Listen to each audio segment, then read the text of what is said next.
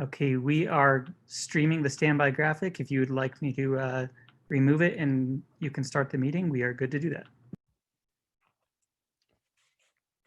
Okay, I am ready, sir. Thank you. Okay, I'm going to remove it right now. Good afternoon, everyone. This is a special meeting of the Board of Education for Douglas County School District. We're reconvening into open session at approximately 4:07 p.m. We have been engaged in a screening process for most of the day in considering nominees to fill the position of the interim superintendent position. I know I speak for all directors that we were very delighted by the number of people that accepted the nomination, but also people that we got to a chance to look at in more in depth. We are just indeed amazed that we have such quality leaderships, both internally as well as externally, that are working with our children, and definitely just a reaffirmation of how good of hands our children are when we look at these quality individuals that we actually screen today. So board, at this time, I would entertain a motion for how we should move forward after we've completed, since we have completed our screening process. Is there a motion for how we might move forward in terms of our next step? Director Chancho Shore. Yes, Director Ray, after our screening process, I move that we consider Damon Brown as our sole finalist. Okay, there's a motion to consider Damon Brown as our sole finalist. Is there a second? I'm sorry, was Anthony, were you going to second that, or okay? Looking around to see if there's any seconds. All right, seeing none, that motion cannot go forward. Is there another motion? Director Graziano? I would like to make a motion that we move forward with both Damon Brown and Corey Wise. Okay, motion's been made to move forward with Damon Brown and Corey Wise. I'm sorry, Director Chancho Shore, is that a point of clarification, or was that a second? Nope, none, okay. Is there a second? Director Meek seconded that motion. So the motion on the table is to move forward with Dan Brown and Corey Wise as finalists for the interim position. Motion's been made and seconded. Is there further discussion? Director Lung? I would like to amend the motions to include one more finalist, Dr. Chris Page in there. Okay, so there's been a secondary motion to include 3 finalists, which would be Dan Brown, Corey Wise, and Chris Page. Is there a second? All right, no second, so that motion fails. So we're back to the original motion that has been made and been seconded. Is there further discussion? Director Chancho Shore. Director Ray, it's Damon Brown. I'm sorry, did I mispronounce that? Dan. Oh, my apologies. So again, the motion's been made for Damon Brown and Corey Wise as the 2 finalists for moving forward. Any further discussion? Director Holtzman?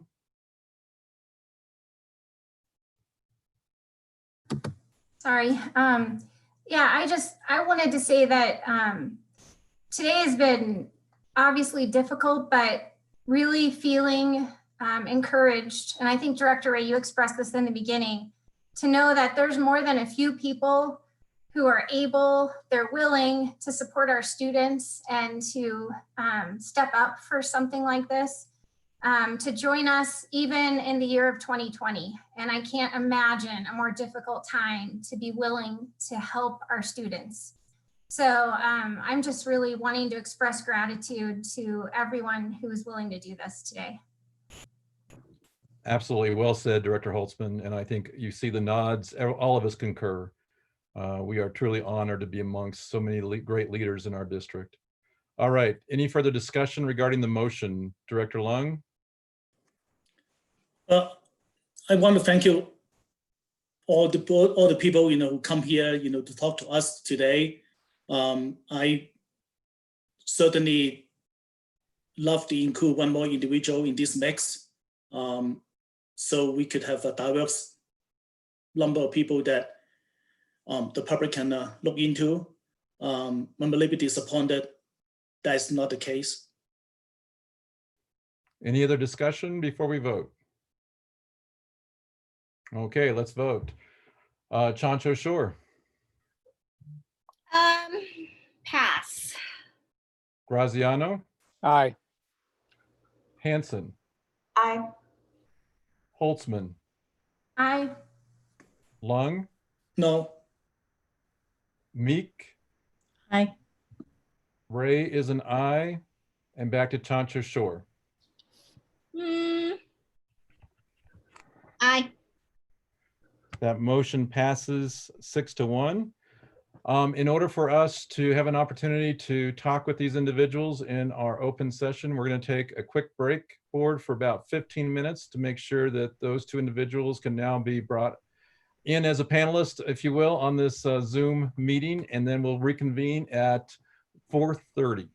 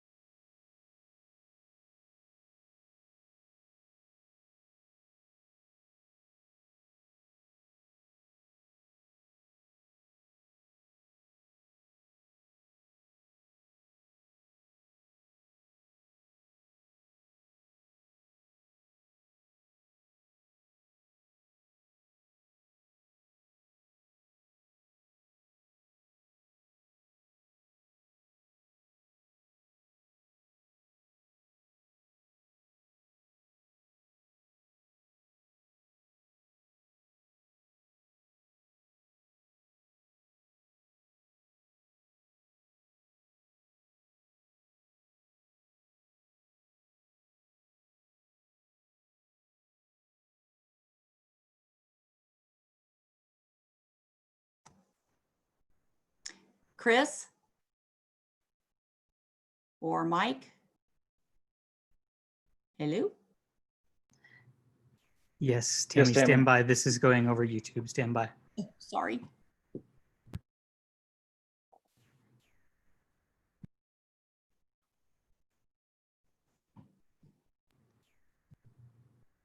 Tammy, are you on Google Chat?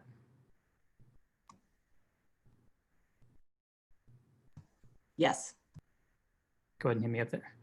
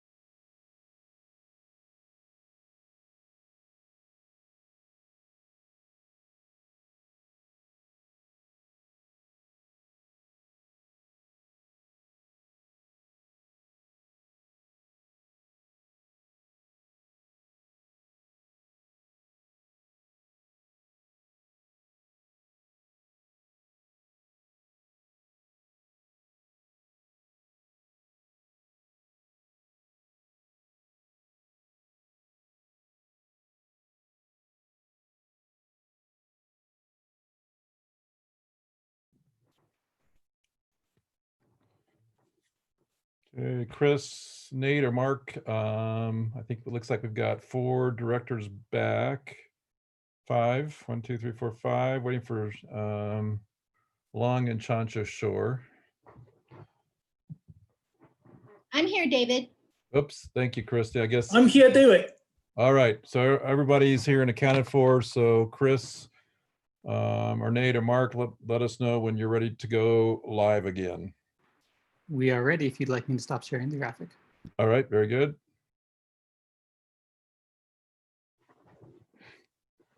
Good afternoon. We are reconvening from a brief break in our process of appointing an interim superintendent. If you're in the public and just tuning into this, I do want to make it clear that an interim superintendent is a temporary position that fills the role of the superintendent until the end of the school year. This board would certainly anticipates that we will be doing some kind of a search for a permanent superintendent that we will be discussing and launching sometime either in October or November.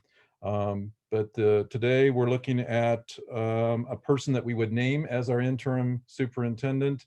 By law, we're required to wait 14 days after we've named that individual so that that person can be properly vetted, as well as the contractual terms can be developed during that time as well. So as far as timeline, this person, whoever we recommend moving forward as our sole finalist, after hearing from both semifinalists tonight, we will make that decision on our board meeting on October 6th.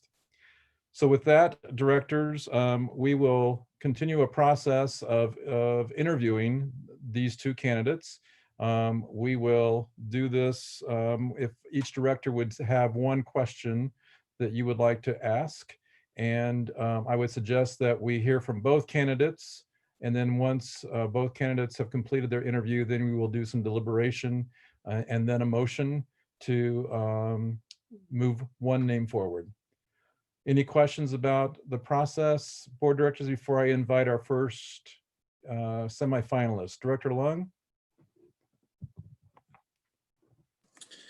I suggest to change the format a little bit, to ask each question to both candidate and then move to the second questions, rather than, ask the questions, all 7 questions at the same time and then do the others.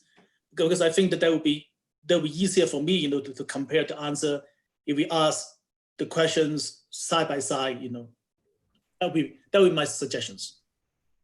While I respect that, Director Lung, I would need a motion to change the process because I think there would be some of us that feel differently. So I would just recommend that if you want to change the process, if that be in the form of a motion, please. And I'm not seeing that you want to move forward with a motion, so we'll maintain the process as stated, which we will talk to each candidate separately. I certainly understand Director Lung and sympathize with the challenge of comparing, but I think it would be somewhat awkward for us to have a point counterpoint kind of interview format. So unless you have a motion, we're going to go ahead and move forward with our first candidate. I'm going to do it according to last name. And this first person is Dr. Damon Brown, and then Corey Wise will be our second candidate tonight. Can we get Dr. Brown on, please? This is Damon Brown. Hey, Damon. We don't have a visual of you. I'm going to wait for just a moment to see if we can get a visual of you first. It doesn't appear that I have control. All right. Our IT guys are going to work on that.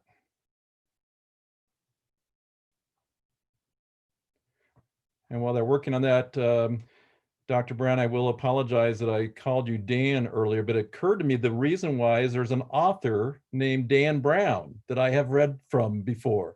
So it was intended to be a compliment that I held you in esteem as a literary giant. So my apologies. No worries at all. So Dr. Brown, thank you again for spending some time with us to discuss this whole notion of serving in the capacity of interim superintendent. What I'd like you to do is just to, again, give us an overview of, first of all, what skills and experiences and qualities have led you to being ready for this, but also, more importantly, if you could give us an overview of your current experiences that qualify you to be an interim superintendent. Of course. Thank you for the opportunity. It's really an honor to be interviewed for this position. Douglas County is a fantastic school district. There are some amazing things happening there, and it would be incredible to be a part of that journey. My career began as an Air Force officer. I was a communications cyber officer. I began my career in Montgomery, Alabama as doing computer technical work for the Air Force, building out the computer networks that would help the Air Force communicate with all of its bases worldwide. I then moved to the Pentagon. I was the chief of network support, and I served there and really was on a very technical track.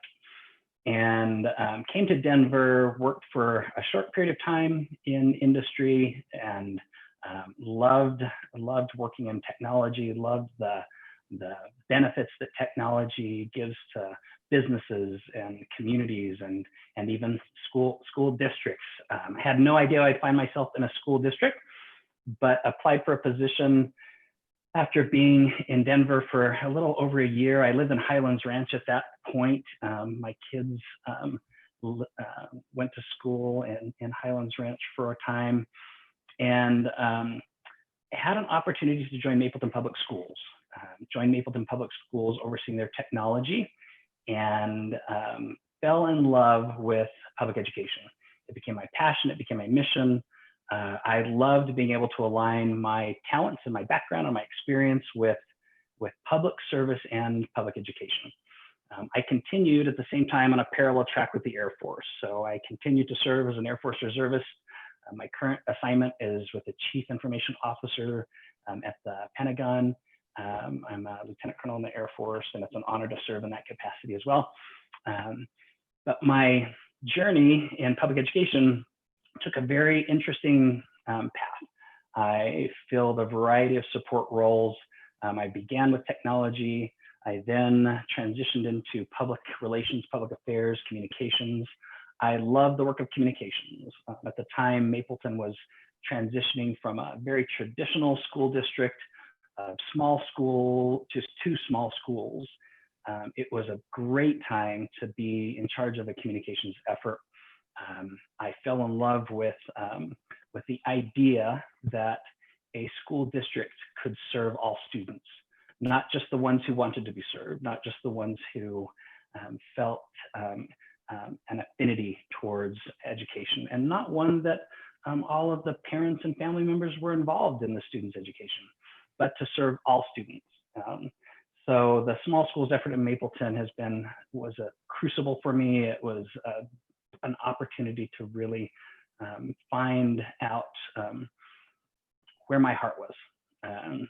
So being able to oversee the technology, which was my professional acumen at the time, and then transition into communications was such a gift. I did that for a number of years, and then I transitioned into human resources. In the job of human resources, I fell in love with the opportunity that could be had if you were able to align human capital with an objective. And in the work of education, it isn't just teachers, it's all of the support staff that make a school district run. Douglas County, as all school districts, is about half support, half practitioner. And so it's really important to attend to all of the job classifications that make teaching and learning possible. Obviously, we can do nothing without our teachers. They're the critical component to our work. But we also can't do our work effectively if we don't have bus drivers and nutrition service workers and technologists and people who ensure that our day-to-day operations of a school district run effectively and well. So human resources was a gift to be able to serve in that role for a number of years. I then went to St. Vrain Valley Schools. I served in human resources there. Again, being able to align human capital and human expertise to public education objectives. I feel very fortunate to have had that type of a career and a background. I then came back to Mapleton Public Schools and have been able to serve as a deputy superintendent there for a short period of time. This opportunity has availed itself. The superintendent is extremely supportive of me applying for this position. I am excited for the opportunity to possibly lead such an amazing school district and support the community. Thank you, Dr. Brown, for that overview. Thank you. Director Chantrashore, we're going to go down the dais, directors. So Director Chantrashore, you're next. Good evening, Dr. Brown. Hello. What experience have you had working within a community of diverse elements such as socioeconomic and educational levels, culture, race, and ethnicity? How would you assure equitability for all children in Douglas County? I actually have a passion for equity. I truly believe that all students deserve an opportunity to learn. In my journey, particularly with the Air Force, I've deployed to combat zones over in 4 different times, and I've seen what happens when nations don't have the educational stability to offer opportunities for their communities to engage and problem solve and learn and develop, not just in as a nation, but in the smaller communities that have to work together to build the strength of a nation. It's pretty amazing that 90% of all of our citizens in the United States have attended a public education system. And it emphasizes the importance of our communities serving not just, again, the ones who want to be served or who are easy to serve, but all students. I did notice in your graduation rates, you have a fantastic graduation rate, 91.7%. That's incredible. The state's is like 81%. And so Douglas County is certainly doing incredible work with regards to graduation. But then I also think of the 407 students who didn't graduate. When you look at those numbers, you wonder what the story is behind that. And you wonder why they didn't have the opportunity to walk across that stage and get that diploma and have that opportunity. So my experience has been largely in communities of poverty and communities where there is diversity of ethnicity. I lived in Mexico for a time in the Yucatan Peninsula, and I was able to speak Spanish, and I fell in love with the people of Mexico. I have an affinity for people who want to improve their place in life, their opportunities. I developed a passion for people who are different. Mapleton every year picks 3 books and for a reading, like a district-wide reading. One of the books that they chose for the youngest readers was a book about differences. And I don't remember the author. I wish I could give attribution to the author, but the beauty of that book is talking about how students might feel out of place. One student talked about how their mom might pack them a lunch because they were of a different ethnicity, and how the kids would wonder what kind of lunch are you eating. And another student talked about how the teacher asked, "Where did you go on vacation?" And students would talk about going to Italy and talk about going to Maine, and this student had to watch her sister because her parents were working. Those are the types of opportunities we need to give our young people. We need to give exposure and experience to not just the students who are different, but to the students who are around them, so that they might have the opportunity to support each other and build a strong community. So I have a lot of experience in that space, and I have a passion for it as well. Thank you. Thanks, Dr. Brown. All right, next is Director Graziano. Hello again, Damon. Good to talk with you. Hello. My question is, what will be the first 3 actions you take to make our district better? And how will you handle decisions that are unpopular with the public? Sure, that is a great question. A lot of times leadership is a very unpopular place to be. When we make decisions as leaders, we try to be as collaborative as possible, and we try to understand the different perspectives and views that need to exist. But very oftentimes, the decisions that are made in a role of leadership can sometimes not be the popular decision. I feel strongly about ensuring, one, you asked for the 3 areas. One, that our students have an opportunity to learn in the most effective manner possible and as safe as possible. I also know that partnering with our communities, our municipalities, our universities, the different professional organizations that exist within our community. There are so many touch points that a school district has with its broader community. And I truly believe that ensuring that as we undertake our own work, we don't have to do it alone. We have lots of organizations that can align their resources, their time, their talents to our own endeavors. And so I do believe that partnering would be the second priority, is ensuring that we're maximizing the utility of our partnerships. The third area that I would focus on is making sure that our resources are completely aligned with our objectives. I come from a school of thought that if you begin with your mission, your objectives, and you align that with the people who are the stakeholders, and then you align the structures with the stakeholders and with the objectives and the mission, then the resources become very easy to prioritize. If you flip that model and the resources become the first thing you talk about, and you don't start with mission, then it becomes extremely problematic. So my hope would be that that the resources are already completely aligned, and that won't be an issue at all. But my experience tells me that most organizations, it's too easy to be attracted to, okay, here's a problem, here's money. And that is not the right way of to do things. But it's our inclination sometimes when we're moving so fast and have lots and lots of priorities. So those would be the 3 areas of focus.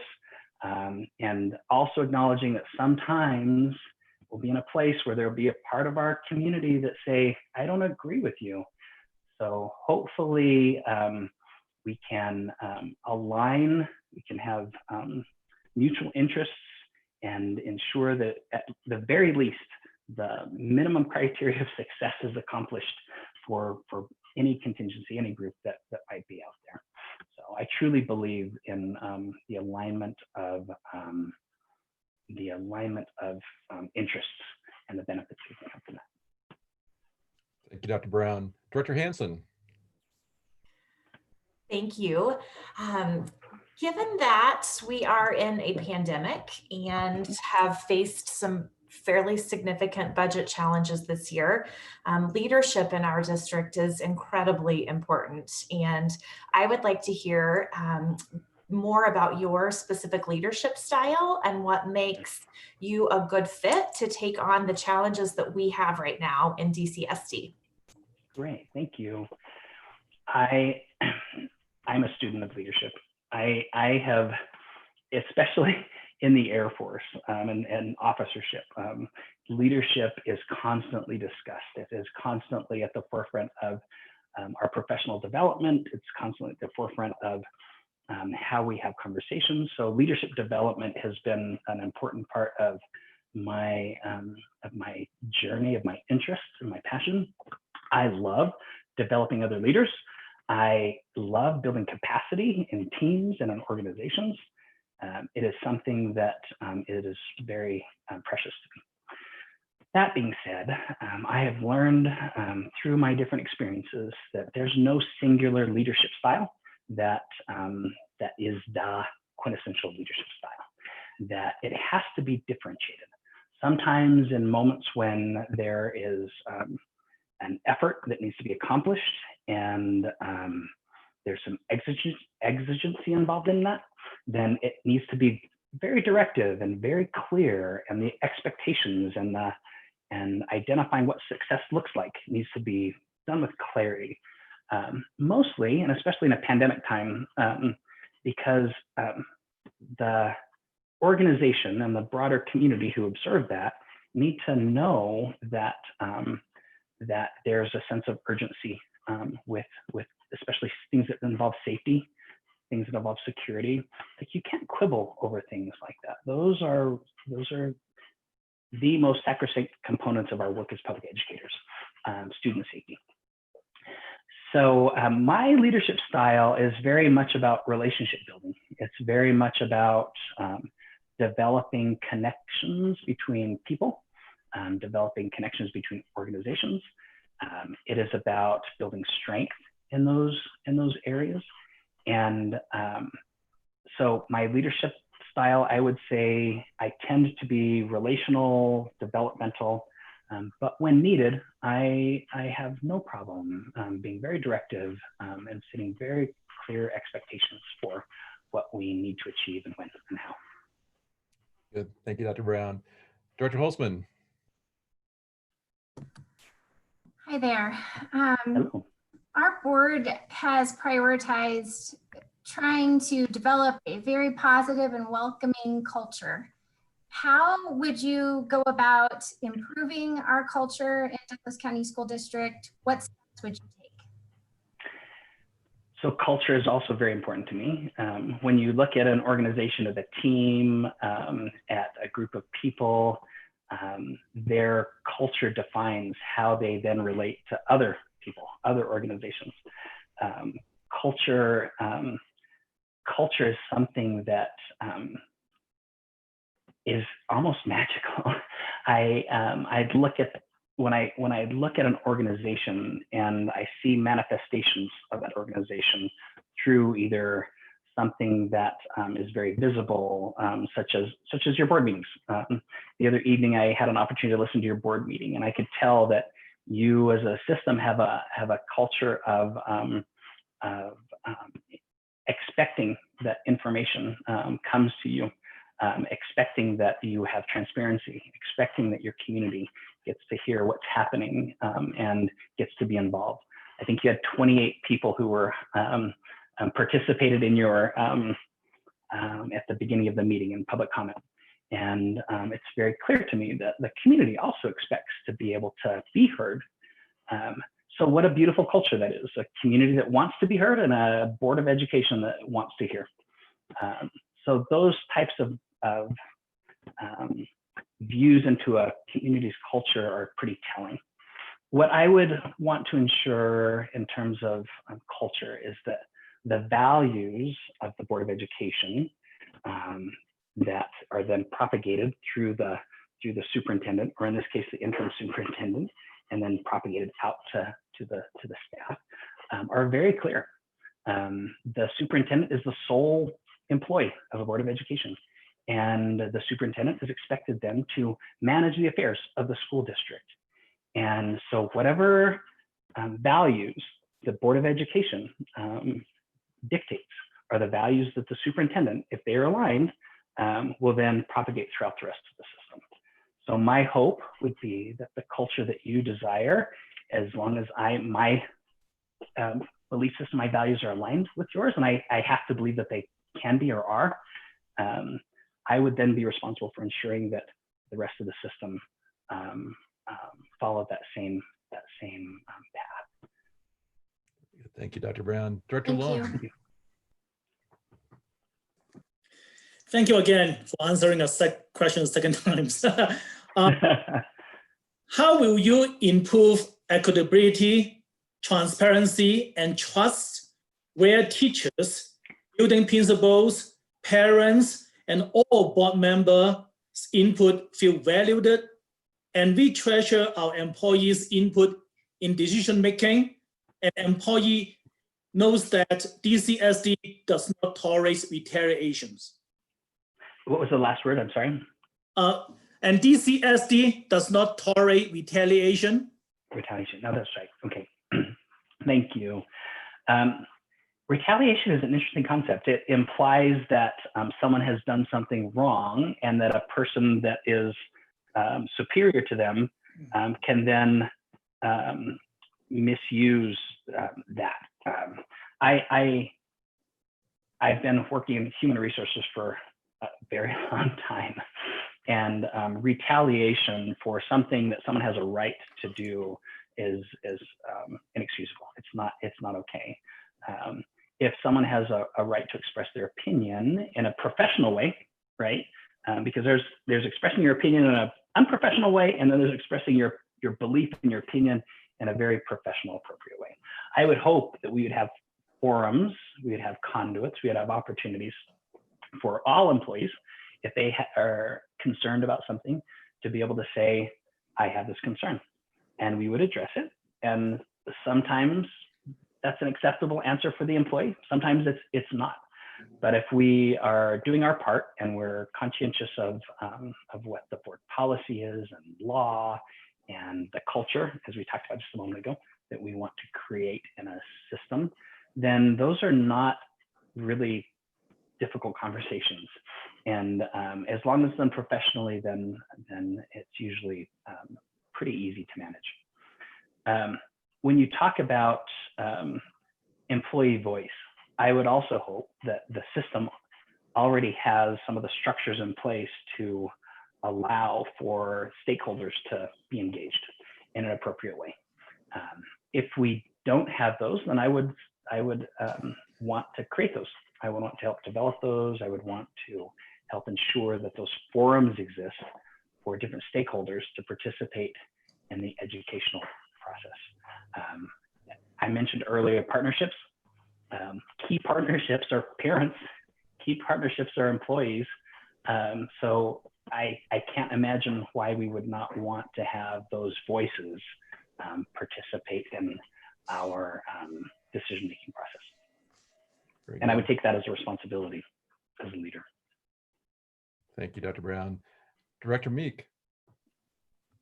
Good evening, Dr. Brown. Thank you again for your interest in this position. I do have a new question. So, understanding that during times of change, communication is more important than ever, how will you use communication to help build trust and confidence in the school district during this transition? Interesting.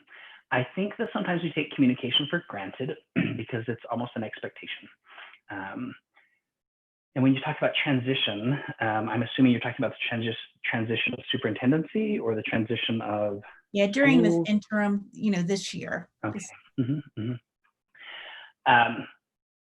My commitment to the Board of Education is that you will know what I know. I have seen successful superintendent board relationships, and I have seen that go awry. And when it is successful, the superintendent is communicating constantly with the Board of Education.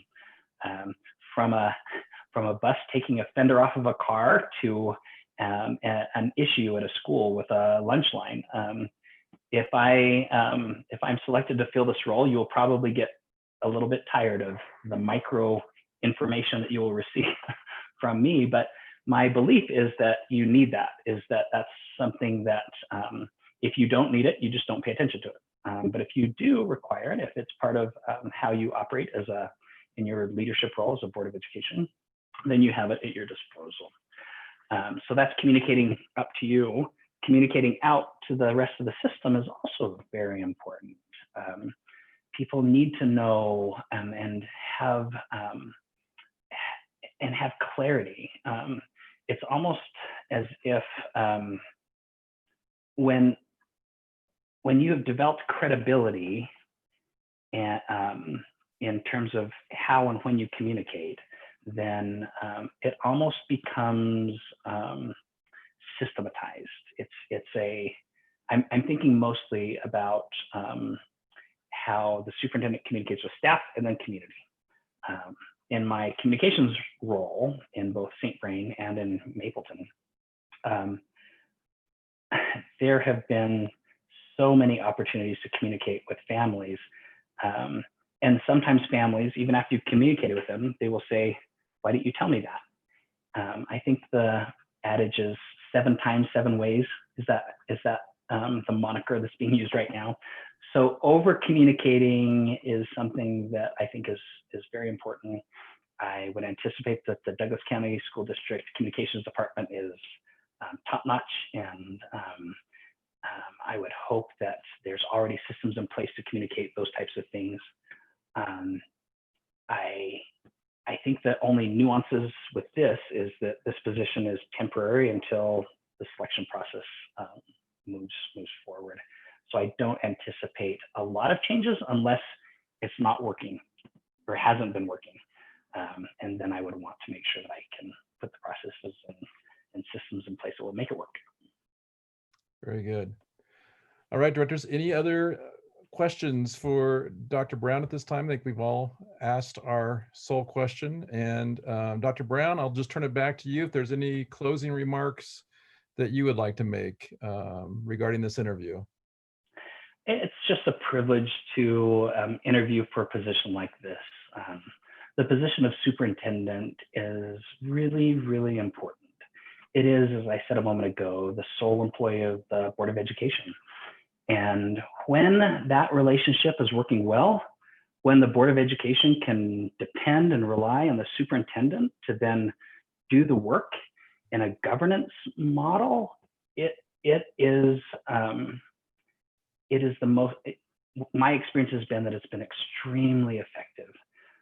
When the superintendent is not fulfilling their responsibility as an employee of the board, then it gets muddy, it gets confusing, it's more challenging. It causes the rhythm of the school district just doesn't work right.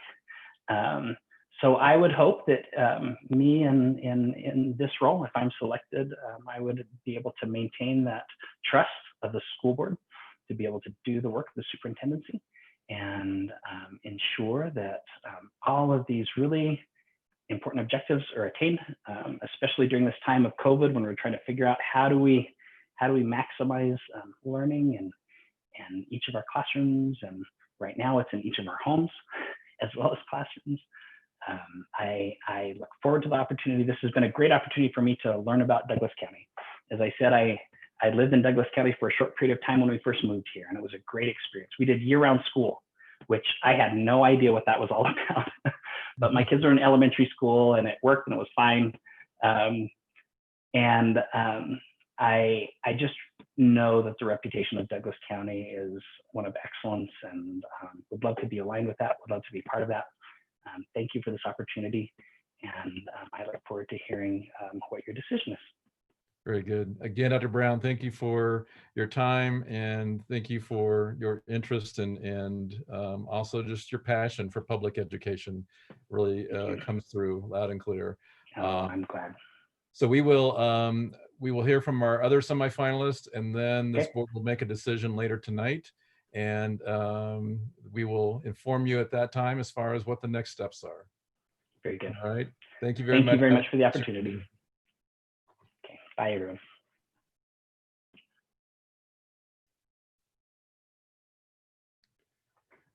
Okay, board directors, our next semifinalist is Corey Wise, and we'll wait for a moment for Corey to join us.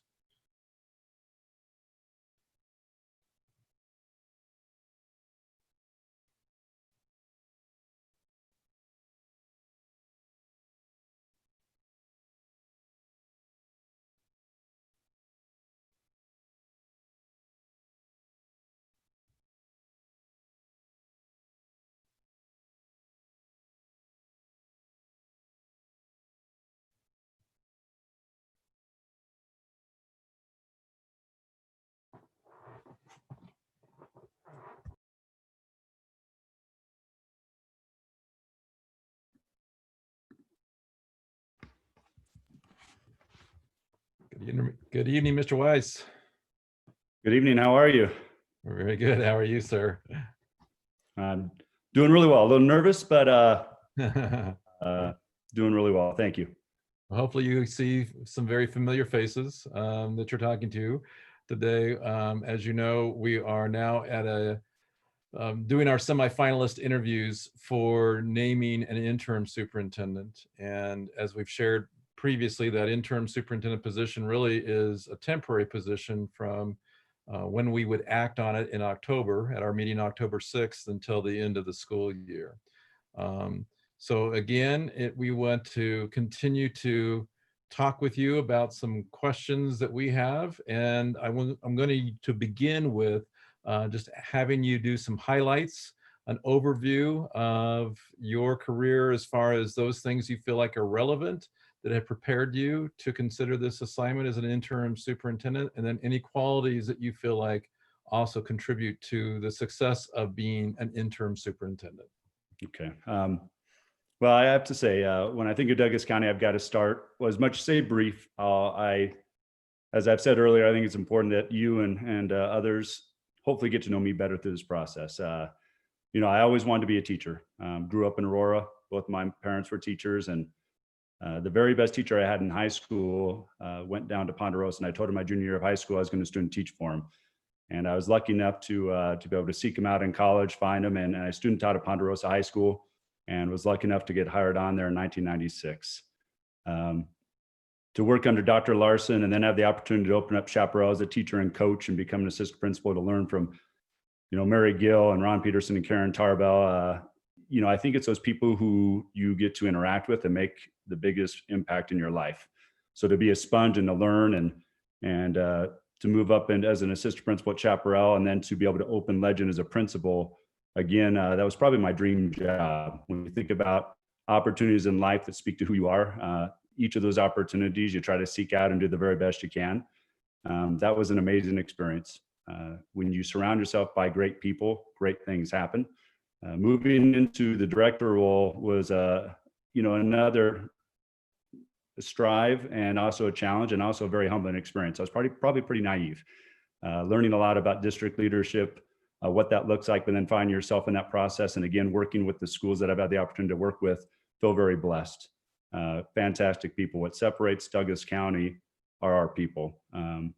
We're always special that way. We've been the best. We're so close. And, you know, that idea of how you get to another level, it's really about those experiences, those people you get to work with. And it's about bringing out the best in others and the best in yourself. So going into these roles, I think the experience of central administration, working with high school principals and then breaking into regions, and now the opportunity to work with the East Highland Ranch Group and Alt-Ed. So to learn about elementary schools, to get in and get to know people. You know, I used to think I knew everybody, and it's humbling when you get into these roles that you realize how large we are and how many people have changed. So to get into the schools and meet a whole new set of people is what's valuable to me. I have a lot of red, so that means I'm relational, and a lot of yellow, which means vision. I see a lot of the detail, but I believe in relational leadership, how you side up with people, how you invest in each other, how you don't want to let each other down. And I think that's a piece that I value the most. So in these experiences to prepare, it's how you work with people and learn and grow together. So I think in this experience of learning about elementaries, learning about the challenges of elementary budget, learning about connecting with kids and literacy and how that is it's a foundation, but seeing it in action and really supporting and learning and growing better, it's been a fantastic experience for me.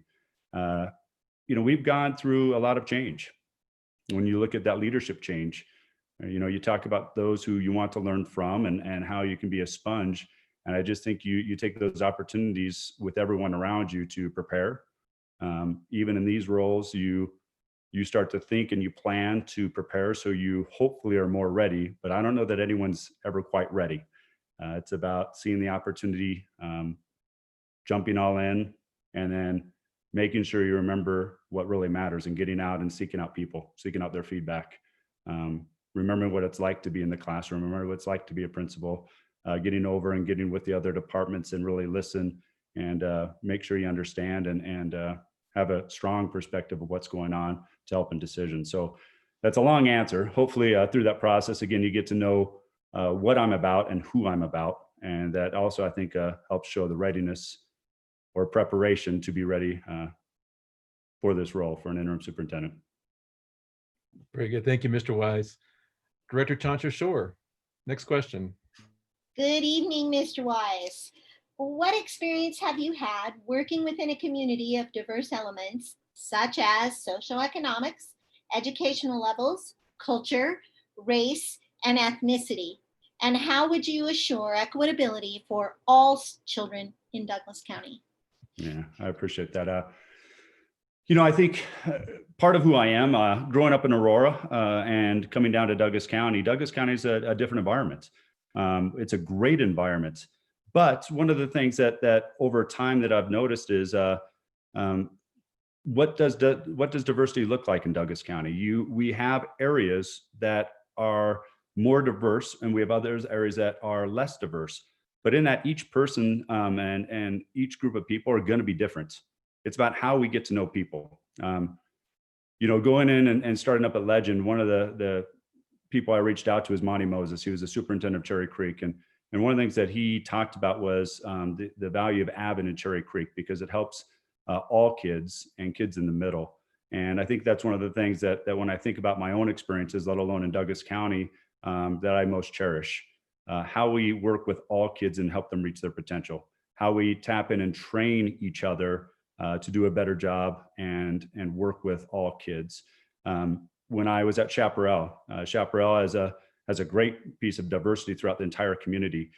Jumping in with Highlands Ranch as a feeder group, we have great diversity within socioeconomic to ethnic to religion. And I think in those things, how we get to build readiness in our teachers and also build readiness in our kids to get work on what it takes to be successful in life. It's the human characteristics, it's the literacy components, it's life skills, it's career readiness and college readiness. And I think those are the things that within our Highlands Ranch group and Rock Canyon group, we worked on data dives. We started working on how do you get to know each student and where they are. We worked with teachers and making data visible and really starting to brainstorm together as PLCs about what we can do to make a difference.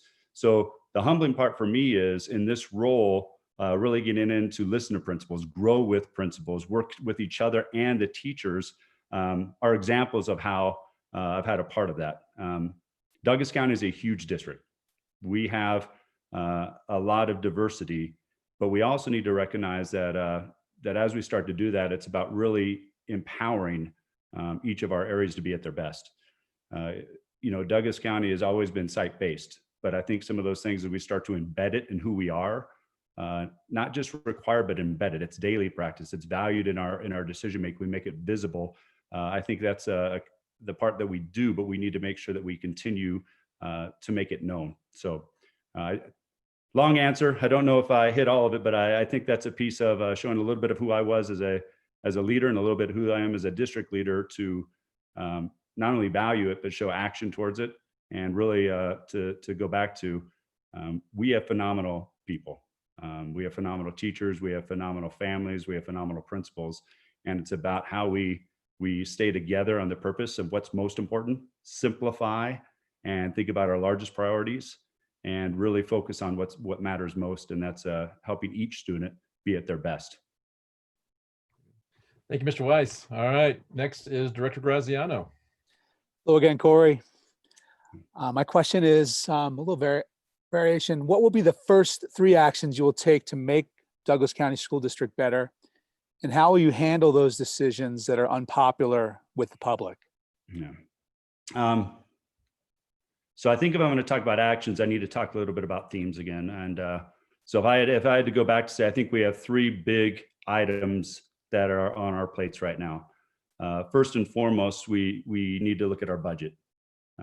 Anytime that you're in a difficult year with budget, both as a state with a pandemic and as a district, we have to really take apart and understand our budget of where we are and what we need for the rest of the year to be successful. So I think that'd be a first and foremost topic. Second one is with that, we have to start looking at e-learning. E-learning is a part of our year this year. how we're doing it, how we'll continue it, what that looks like. So you have to break it down to look at a topic of e-learning is a hot topic. Then the last one is a topic right now, obviously, is coming back in person. That's a big topic for parents and kids, and also a big topic for our schools and teachers. It's very important. So I think we have to look at those three topics. So then I go back to what are my actions? I think the best leaders, and that includes the superintendent, is you've got to make sure you're visible. I've got to make sure I get out and I'm visible and approachable and accessible. That idea that we can talk together and understand the budget together helps in decision making.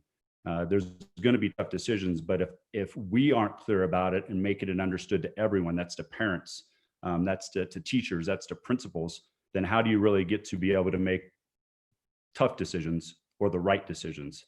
In all these places, even when you make the right decision, a tough one, you're not going to make people happy. I think you have to go into it of asking what's right by our students, what's right by our people in our system, what's right by our community.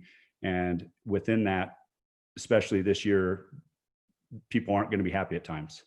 I think it's also important, though, to explain the why, both before and after, and be approachable and accessible to really break it down and explain the why.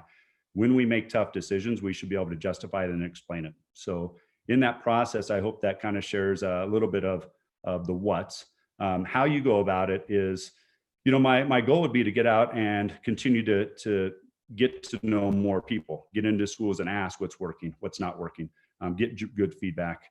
I do believe, when we talk about doing surveys, to ask 360, what's working, what's not.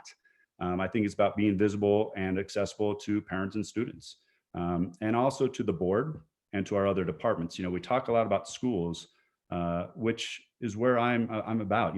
Growing up in Douglas County as a teacher and then assistant principal and then director, it's a school focus, but spending the time in each of our departments also to understand what's working, what's frustrations, what can we do better, and really attending to people, and then figuring out those themes and top priorities. Then within those top priorities, you have to start to set a timeline, because we need to take action. There's times where we can wait there's times where we need to be decisive. There's times where how we get good input, we can make good, strong decisions. And again, when you're making the right decision, you can look yourself in the mirror and understand that not everybody's gonna be happy, but then how do we continue to listen and help understanding, or at least work forward to the next tough decision. Thank you, Mr. Weiss. Director Hansen. Thank you. Corey, you mentioned a couple of things that I'd just like to talk a little bit more in depth about. You mentioned the pandemic, you mentioned budget. I would like for you just to talk about your leadership style and walk us through why now with your specific leadership style for the things that our district is facing. Yeah. Let me start with why me, why now? I love Douglas County. It's my 25th year all in Douglas County. Starting out, I wanted to retire from Douglas County, 30 plus years. So now that this is into my 25th year, the opportunity presented itself. And I think you always prepare for that. You dream about those things. You talk about those goals that you've always wanted. But, I think right now it's you try to do right, and you try to do right by people. And when you're in a time of challenge, you step up. And in challenging times, it's all about the people. So the type of leader I am kind of goes back to that same notion. I don't know if it's a real leadership style, but I would really say I'm a relational leader. I believe in getting to know people and helping them know me, and then you side up. It's about interdependence. It's about not wanting to disappoint the other person, and hopefully they don't want to disappoint you. And so when you have that trust and you have that working together, that's when you are at your best. When you think about leadership, to me, is how do you get the best out of yourself and how do you get the best out of others? And so it's finding that thing that we have in common. It's finding that drive and that purpose and that passion. And so I think you have to spend the time. I think the other thing is we're talking a lot about me or a title or a role. It's an important job. It's an important title, but it's more about having the extensions around you. You have to have the people that will extend out and do that with you. You have to have the right people. You have to make it district wide. And I think that part of relational leadership is a little bit like servant leadership. As I said, when we love this county and we know who we are and what we're about, you attend to the little things. You look people in the eye. you listen, you engage with people, whether they agree with you or disagree, because that's just what you do. You explain things and you can stand by hard decisions because you're looking people in the eye, you're getting to know people, and hopefully they get to know you and give you that chance. When you're out at schools, you're picking up trash. You know, and you work to know people by name, and you know who they are. You know, I talk about principal. I'd love to be like Dr. Mary Gill. You talk about superintendents, Rick O'Connell. I've had some great people to lead us, but Rick O'Connell is a person who knew who I was. He knew people, and so you try to model that and replicate. I'm not them, but you try to take parts of them and build them to who you are, and try to do the best to replicate a lot of those strengths with your own style. So hopefully that puts a little bit to action, and also a little bit of philosophy of the leadership and the leader that I am. Very good. Thank you, sir. Moving on to Director Holtzman. Hello again. So our board has prioritized a positive culture, trying to provide that and support that. What steps would you take to help develop and improve upon a positive culture in Douglas County School District? Yeah. You know, I think as Douglas County as a whole, we've gone through a lot, and it's tough times. You look at the anger, you look at the emotion, you look at the frustration out there. Trying to build a positive culture, especially in a pandemic, is difficult. I will say, I think culture is the number one priority of any organization. So when I speak about my leadership at Legend to what leadership at Douglas County needs to be, I think that relational can fit. I think having high expectations of each other. I think when you know people, you step up together, and there's going to be times where a person needs help and you step up and do more. There's going to be times where I need help and you have to ask, and people are willing to step up and do more. It's times to forgive.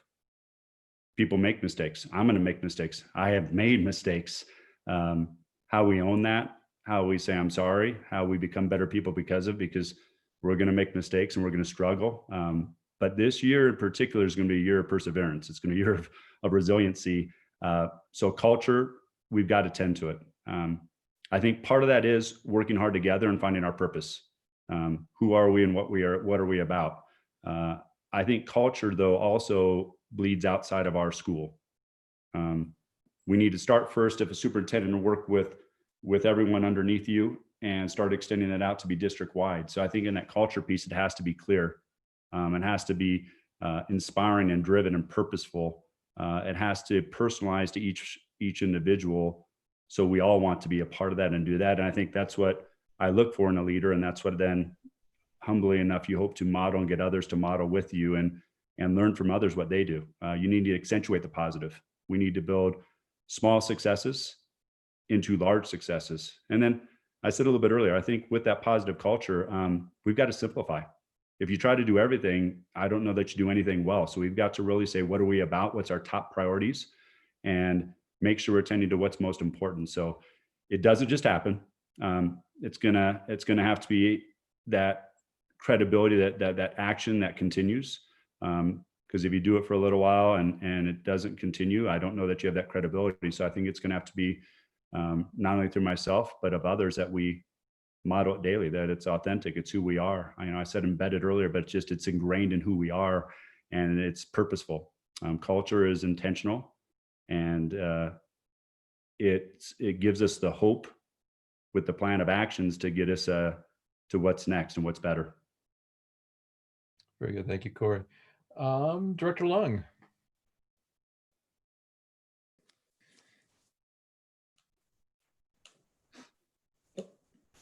Hi, Corey. Thanks for being here again. How will you improve equitability, transparency, and trust where teachers, building principals, parents, and all board members' input feel valued, and 3, treasure our employees' input in decision making, and employee know DCSD does not tolerate retaliation?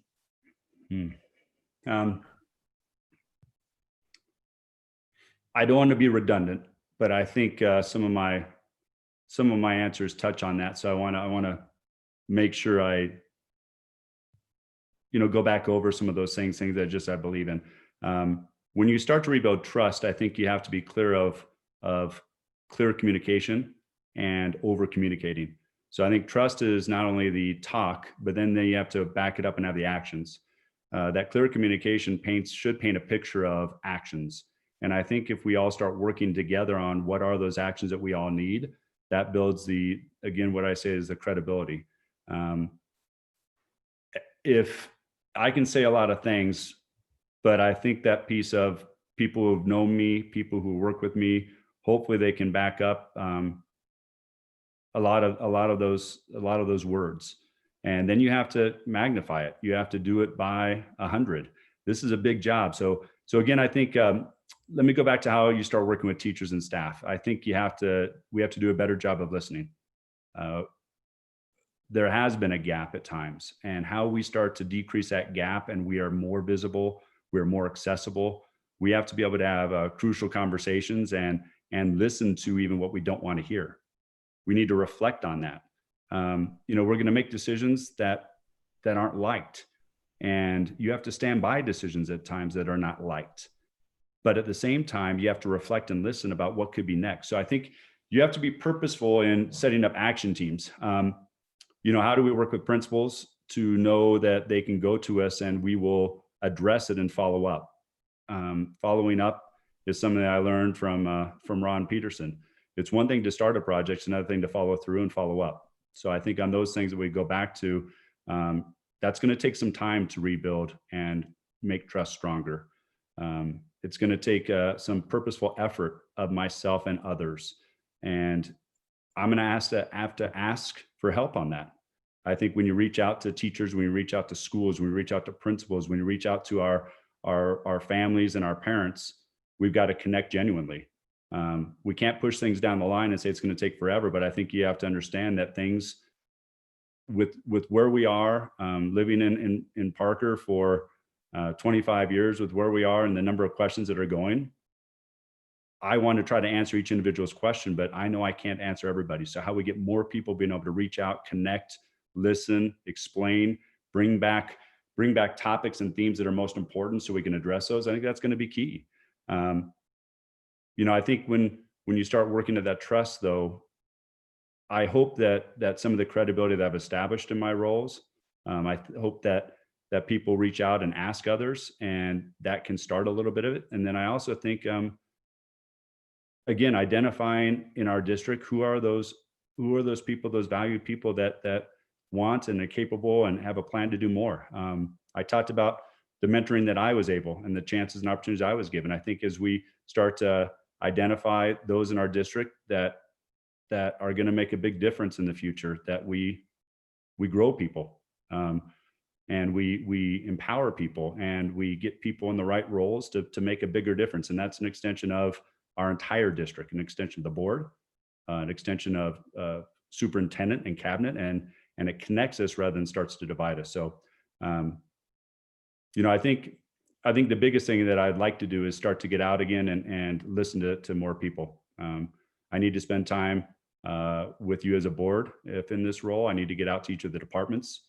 I need to spend time with our cabinet. I need to spend time in schools. And how you balance that time along with taking on those three topics that I said and others that you have to do. That's how I'm gonna have to manage my action steps and prioritize what's most important in my work to make sure I do that well. Very good. Thank you, Mr. Wise. And Director Meek. Good evening, Mr. Wise. Thanks again for your interest in the position. I feel like my question may be redundant. I actually switched it up. Understanding that during times of change, communication cannot be emphasized enough. How will you use communication to help build trust and confidence in the district? Yeah. Times have changed. I think you have to go back to who we are. I think schools know who they are. They have core values. They practice those core values. I think how we connect schools with our entire district and also our entire district with our community. we've got to really be clear in our communication. We have to be proactive in our communication. We have to find multiple ways and multiple times in which to communicate. Regardless of where we've been, we need to have an intentional, purposeful plan of strong, confident, and clear communication. We need to be ahead of the game, and in my opinion, some of the strongest ways to be effective communicators in person. But how do you also then find multiple ways where you try to communicate in person to a larger area? So, I want to say over communication is a great word, but it's really about finding what's most important and communicating clearly and concisely and following up with that. So in a district this large, I think we're gonna have to find multiple avenues in which to communicate and make sure you communicate multiple times, and that's with intentionality. And we need to make sure that we build people in the know. I think a lot of times we think people understand and know because we spend a lot of time on it, whether it be in our level or within our school, but we're really to make it understood and known to those that aren't as accessible to it. So I think that intention of how do we really get more people engaged?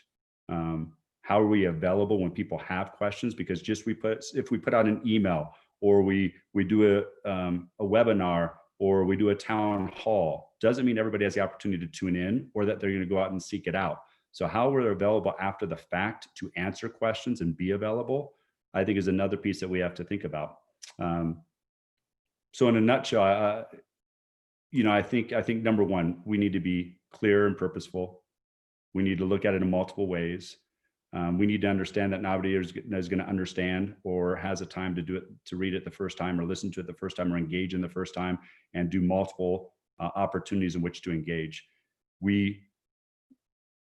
Again, people are busy. I have a junior daughter and a daughter that just graduated. So as life gets busy, sometimes we miss things. We can't engage. So we need to think of our parents and their lives and our teachers and their lives to say, when we're this busy, how do we slow down and make sure that we can help everyone have more information, everyone hopefully understand. We might always agree or disagree, but if we have understanding, hopefully that makes more sense and it sets a path moving forward. Then honestly, when you need to make change, I think you need to listen and have a clear plan of finding those solutions. We're going to have challenging times. We have challenging problems. How do we find solutions and build more success and wins in tough times? Very good. Thank you, Mr. Weiss. And again, thank you, Mr. Weiss, for spending, again, this time with us. And also I want to acknowledge that as a designated person in our succession plan, we're just truly grateful for all the great work you've been doing these last couple of weeks while we are continuing to navigate and fill this position so that our children's education is not disrupted. So again, thank you so much for spending time with us. As I shared before, our timeline right now is that I'm going to give the board a break just to kind of collect our thoughts, and then we'll go into deliberation after about a 10-minute break. And then Mr. Weiss, at that time, the board will come back and begin deliberation and potentially making a decision tonight, or it may be a variation of some other direction that this board wants to go, but that's our plan. Again, I want to thank you, though, for spending time with us. Director Lung, is this a question for Mr. Weiss, or is this a question about process? The process. Okay. You give Mr. Weiss a chance to ask question for us. We didn't give, I don't think we gave Dr. Brown a chance to ask questions. Or a closing statement? He can make a closing statement indeed. Direct. So Mr. Weiss, if there's any closing remarks you would like to make before we bid you farewell for right now, Mr. Weiss. Sure, thank you. I guess the biggest thing I want all of you and everyone to know about me is I love Douglas County. The people make the difference. It's what's made us who we are, and the people will continue to make the difference. And I want to be a part of this county no matter what. I believe in who we are. I want to help us be stronger and better. And so I just want you to know that in all of it, your work is really hard. And I just want to say thanks for the process. I'm a better person, hopefully be a better leader, no matter what, through this journey. And I believe in us. It's tough times, but we're going to be better because of it. And we have phenomenal, phenomenal people between our families, between our teachers, our principals. This is a great place, and we're gonna be better because of this. So thank you. Thank you, Mr. Weiss, again. And thank you, Director Lung, for making sure we keep the process fair for both candidates. I appreciate that as well. All right, directors, so it is, according to my time, 5:35. Let's take a 10-minute break and collect our thoughts. And then at 5:45, we'll reconvene for deliberation.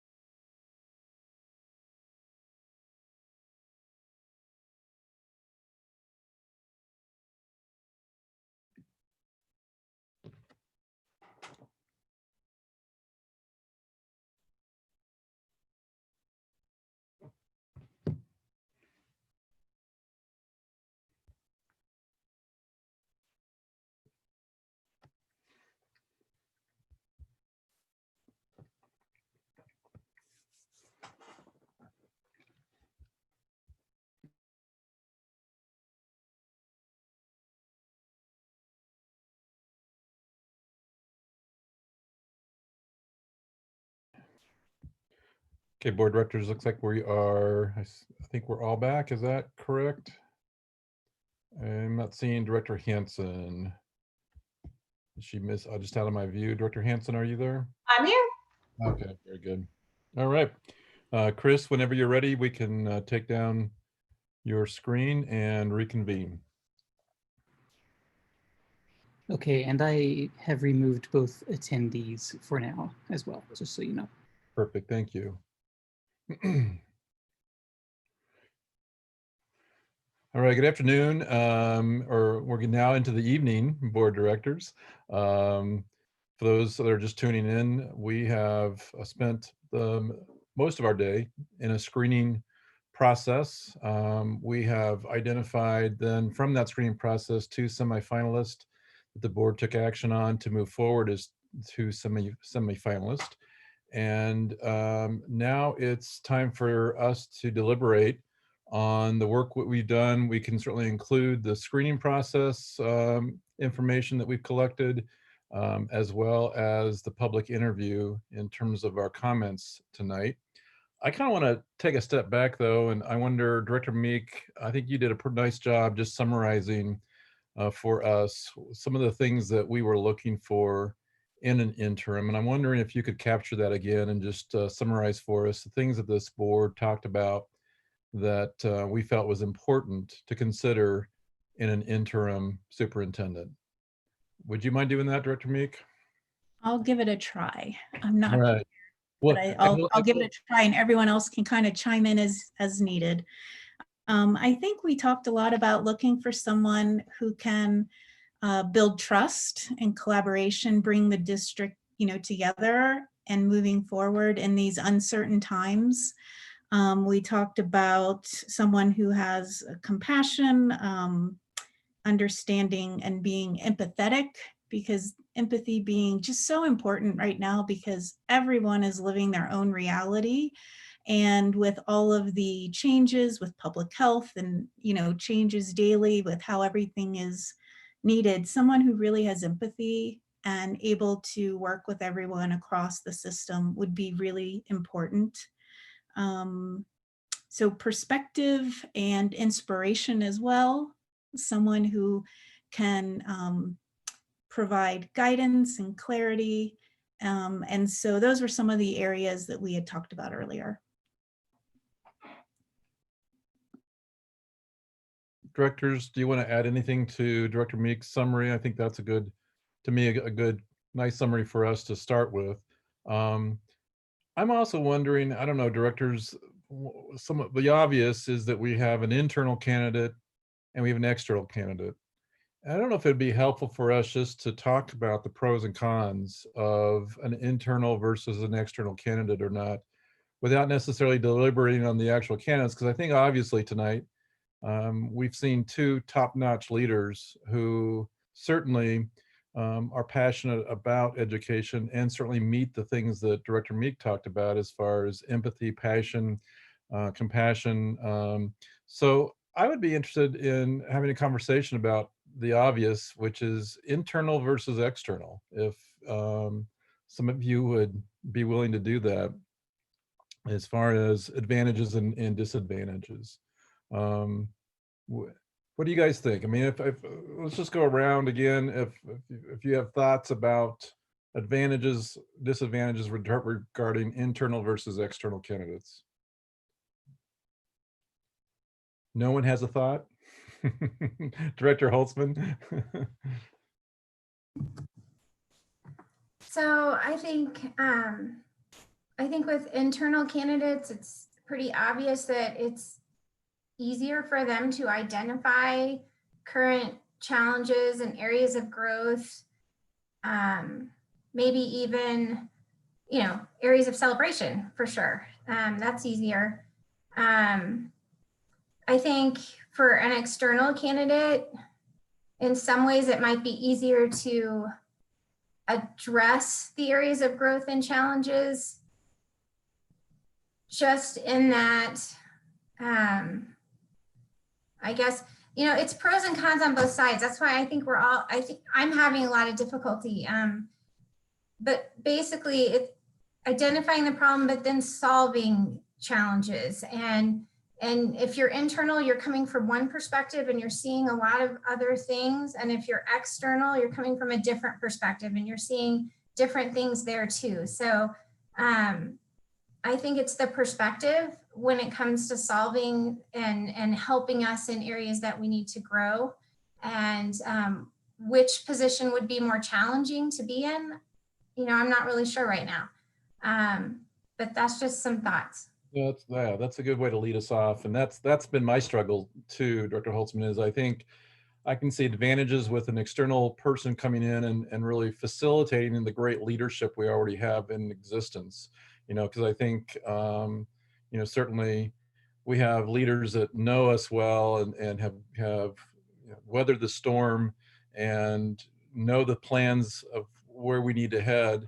And then I wonder, would it be helpful for us to have someone that doesn't know us well to continue to be that objective party, if you will, to really help our leaders get clear about their next steps.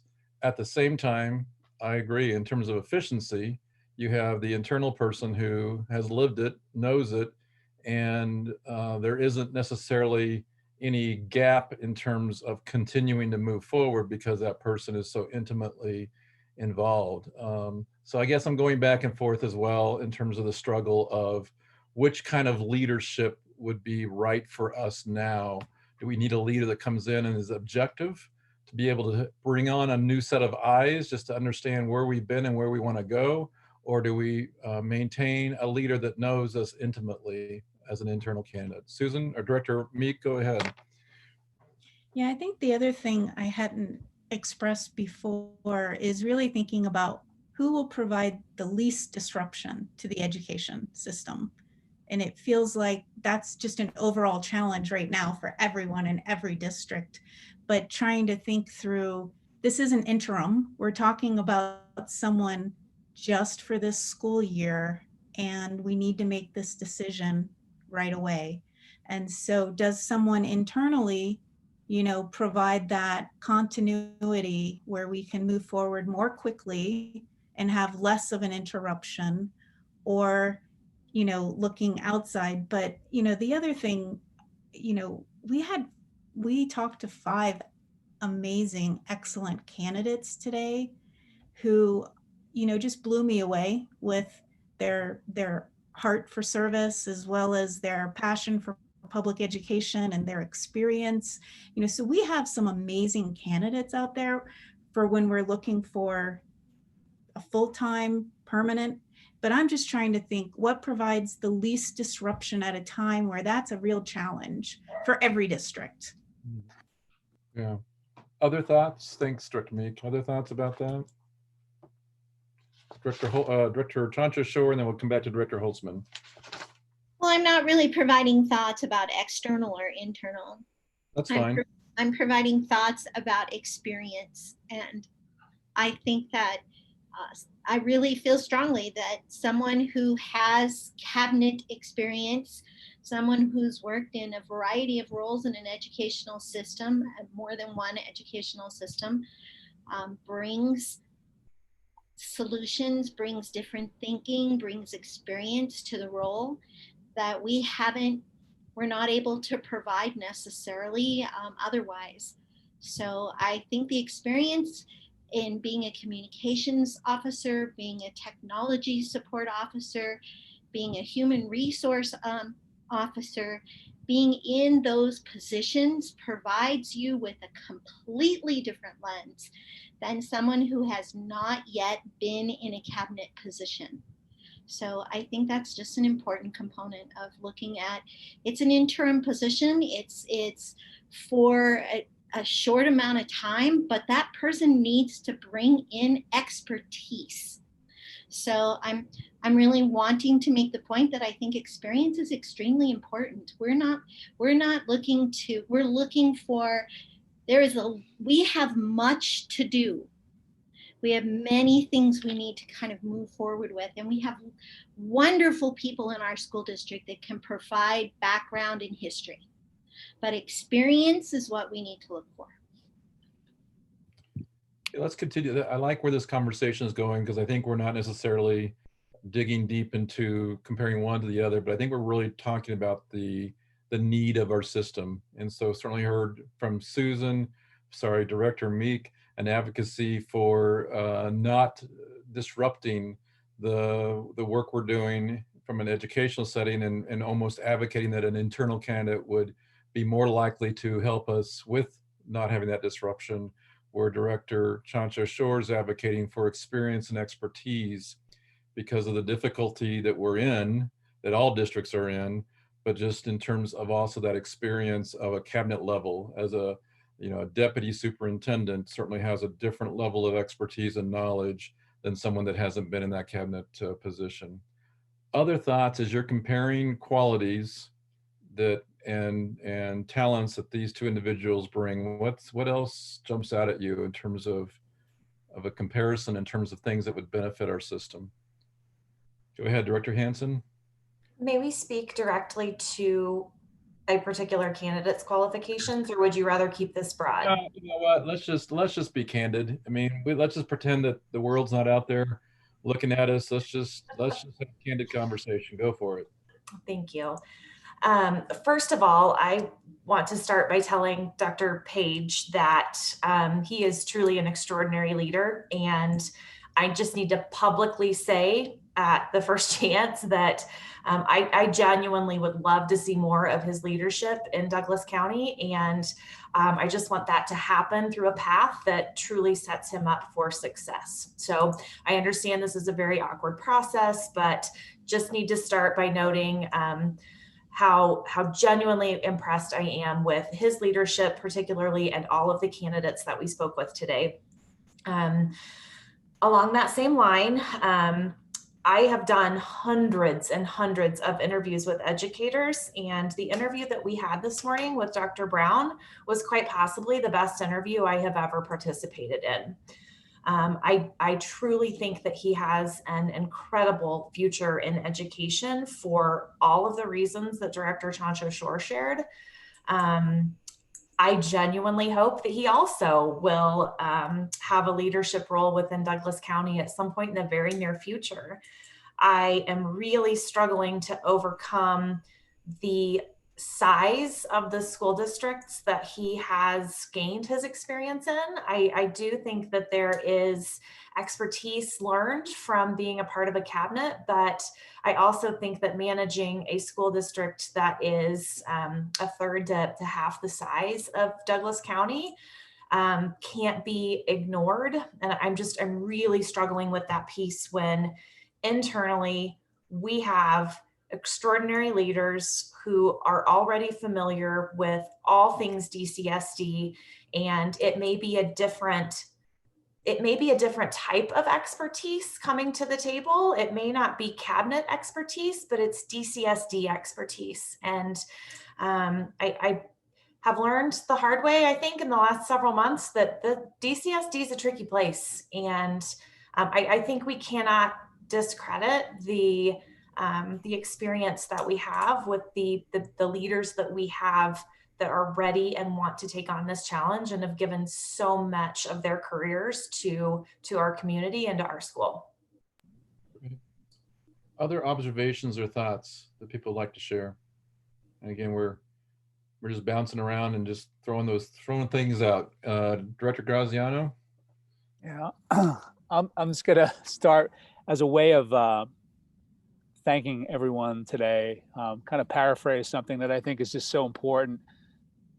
And they all represented so well. So, and it's an overused quote, but I think it just serves what Director Hansen just alluded to regarding Dr. Page and all the other candidates. The credit belongs to those persons who are actually in the arena, who strive valiantly, because all of those folks today did.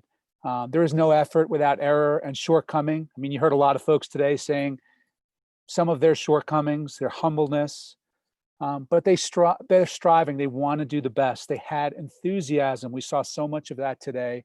Great devotions, and ultimately they are willing to throw it at this worthy cause that is public education. But in the end, whether they fail or they have the achievement, they are doing it and they're throwing their hat in the ring. So for them, I just want to ultimately give them my utmost respect for people to put your name out there for this, because I know how hard I don't know how hard it is. I can only imagine how hard it is. So with that, I could just say I've probably flip-flopped several times today.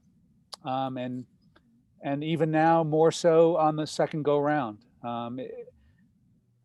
So experience, so that's all I can say is, like, when we come to a vote, it's going to be where I sit at that very moment, because again, I think both our finalists and even our earlier leaders who joined in were fantastic. And, I know that's all I can say is just, when we vote, it'll be a toss up to both. Very good. Other thoughts, other observations people like to throw out there? I guess one of the things to Director Hansen's question about size of district, and I think you know this, just for people viewing in. So St. Vrain, where he was, where Dr. Brown was, is a district of 32,000 kids and 5,000 employees, compared to us, where we're at 62, I think, 62,000 kids and 6,000 employees. So just wanted to, Mapleton, I don't know, I believe it's smaller, but just wanted to put out a little fact there. One of the things that I will just throw in, as I was looking through the paper screening that we received, and so these nominees were allowed to certainly give us their resume and their letter of interest, but they were also allowed to submit letters of interest if they wanted to as well. One of the things that really caught my attention on Dr. Brown was this statement that was written in one of his letters of recommendation. I want to just read it because I just felt like it resonated to me earlier today, and it does still to me. It says, Damon has a unique awareness and ability to masterfully work within the context of multiple perspectives, political agendas, and value systems to build consensus while tackling problematic and seemingly divisive topics. It's a lot of words, but it almost, for me, just kind of described Douglas County to some degree when we look at the potential for divisiveness and the need for unity and the need for consensus, at least to move forward. So that really, again, it's this process is difficult because probably everyone we talk to regarding Corey or Mr. Weiss will, certainly say similar things about, their confidence in him. I mean, he certainly gave us a whole page of building leaders that we could contact as well. But I guess I'm, again, like Director Graziano, I have flip-flopped, I will just confess as well, hundreds of times. And I'm going back and forth between the need for experience and someone that, as I read, really understands that walking into this system, you walk into some real polarization where you desperately need to be able to help people find some common ground. And I don't know if an internal candidate has that ability, to be honest with you, because I think an internal candidate is at a disadvantage where they are known, or someone is, I didn't like how you talked to me, or I didn't like the decision you made. And so that's a disadvantage for an internal candidate, I believe. And so then I wonder, are we better off with bringing someone that's an unknown, someone that, can come in, that can truly listen to all sides, all perspectives, listen to our cabinet members, listen to our EDOS, listen to our teachers and building leaders, and be objective and not necessarily have come in with a bias. And that's probably too strong of a word, but I think an internal candidate has a bias already about what the needs are and what the messages that have been conveyed. So again, I'm sharing a flip-flop kind of observation, but I wanted to highlight what we have seen in the paper screen for Dr. Brown really resonated for me in terms of someone that could bring in that expertise and experience. Director Chancho Shore and then Director Holtzman. I also wanted to take a moment for anyone who is watching to say that the capacity in our school district is pretty deep. We have some deep capacity in our school district, and we have some fabulous people working in our schools and in our system. I think sometimes we've been working really hard in Douglas County, and there's so many opportunities to look at what's not going well and what's going wrong. And we don't often look, we're not really able to often look at all the things that are going extremely well and the people. We're often talking about the wonderful people and trying to articulate the appreciation of the wonderful people that work in our county. I want to take this moment to appreciate that again, and to also give some kudos to the people who interviewed with us all day today. The capacity that was shown to us today is wonderful, and I think we have some very future positional people who can have some experience and fit into some positions for us. So I want to make sure that we emphasize there are some really great things happening as well. I'd like to point out it's really, when you're talking about the difference between external and internal, you know, it's always that question of the devil, the devil, that kind of thing. So it is difficult for us to sit here after 2 short interviews to know the people and know what's going to happen in our next steps. That's why I think we have to go back to be system thinkers and not just follow our hearts, but follow a systemic way, systemic reasons that we are making choices that we are making. We cannot predict success. It would be wonderful. Of all the teachers I've hired, of all the principals I've hired, of all of the people in different in different positions, I would like to say that every single person has been successful. But you can't predict their success. We can only go by what other people have said about them and what comes to us during the interviews and during the paper screenings. So I'd just like to point those things out too.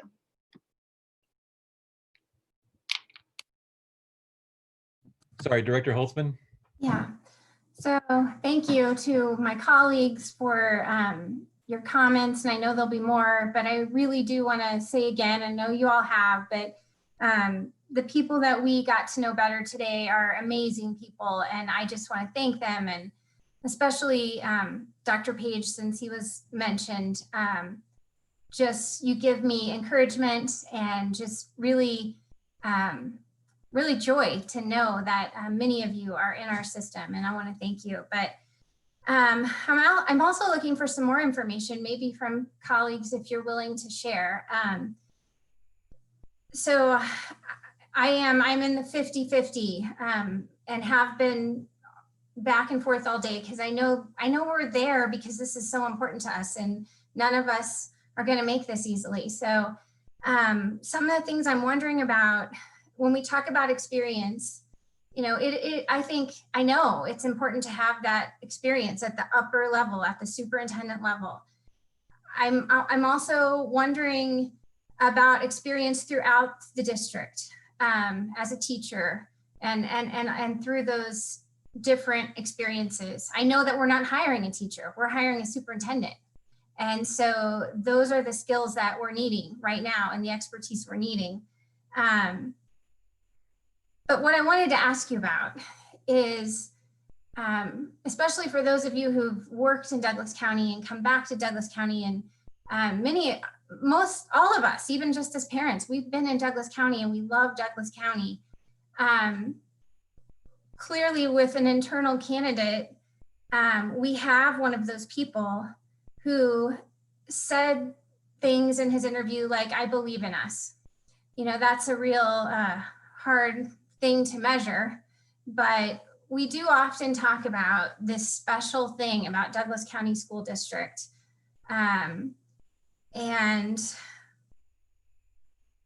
I guess also, I'm sorry that I'm a little bit disjointed, but I have a lot of points I want to make. So I think anybody that's been in the history of Douglas County School District in the last, 10 to 15 years, or maybe even longer, it's not been easy. And if you've been here, you're probably going to have some people who like you and some people who don't. And if you get here, then the very next day, if you're brand new, the second day you're here, you're going to have the same thing. So I think those things are similar, but I just really want your thoughts more about this whole, I hear about this history of Douglas County and how people come back, and we do have a candidate who really tells us that I began here and I want to stay here and I want to do this. And the thing that really was remarkable to me today, and I think it was in the second interview, he mentioned the need for forgiveness in Douglas County. And I don't hear people say that very often, but I think it's one of the most important things that we all need to do and model in this district.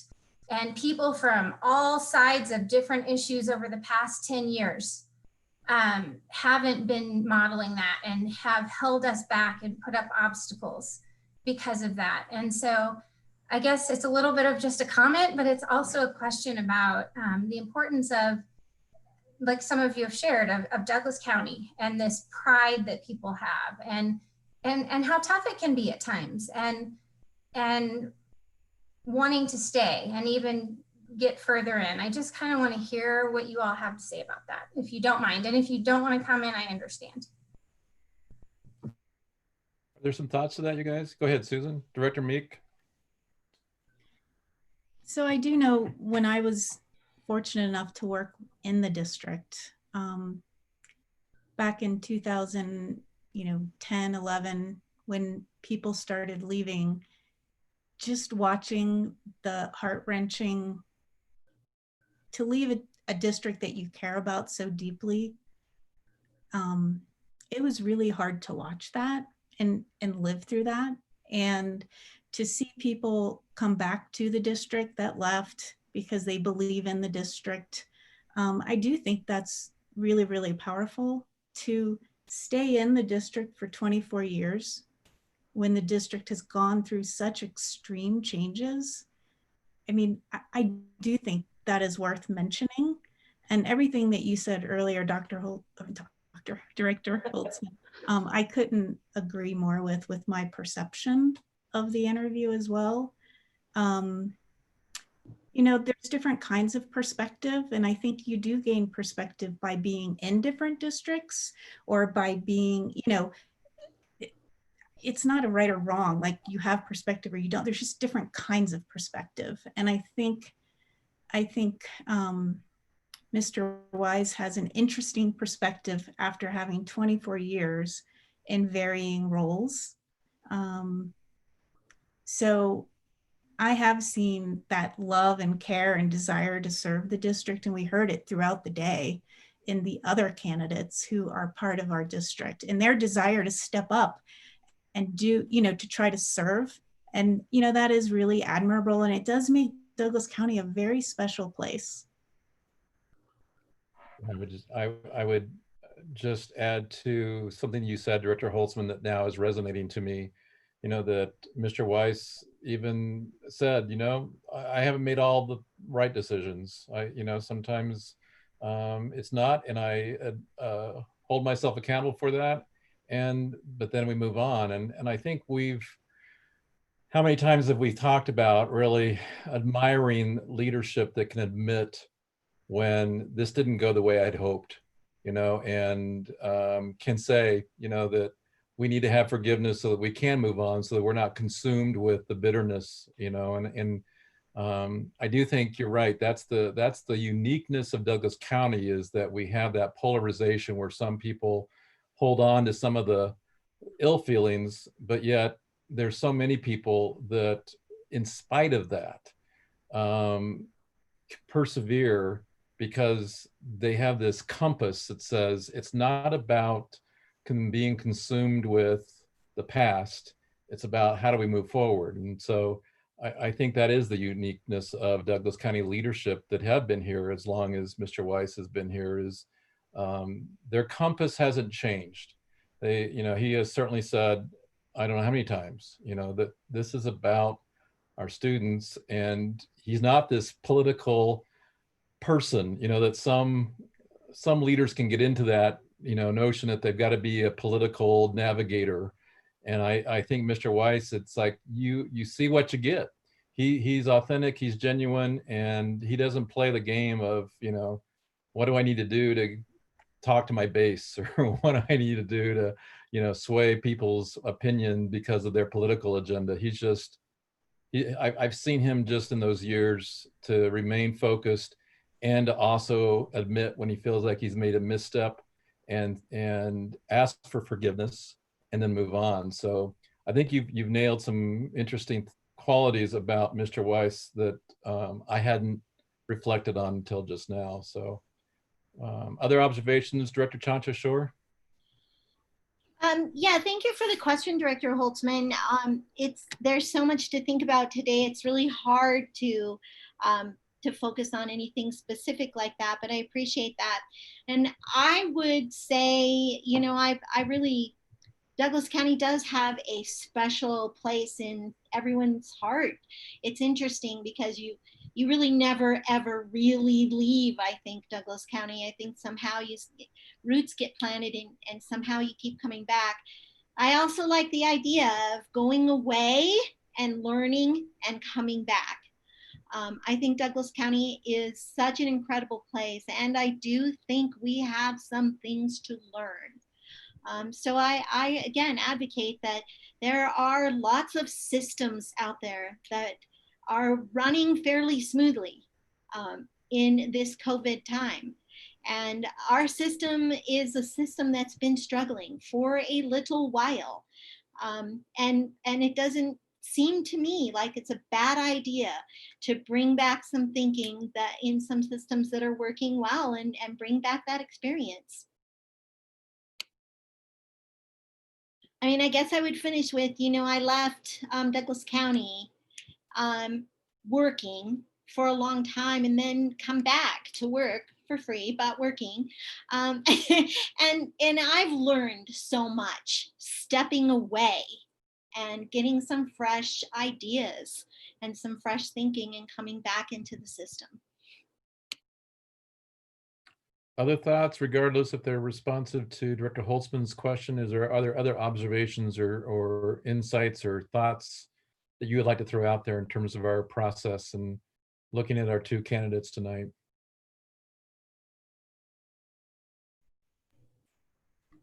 Go ahead, Director Lung.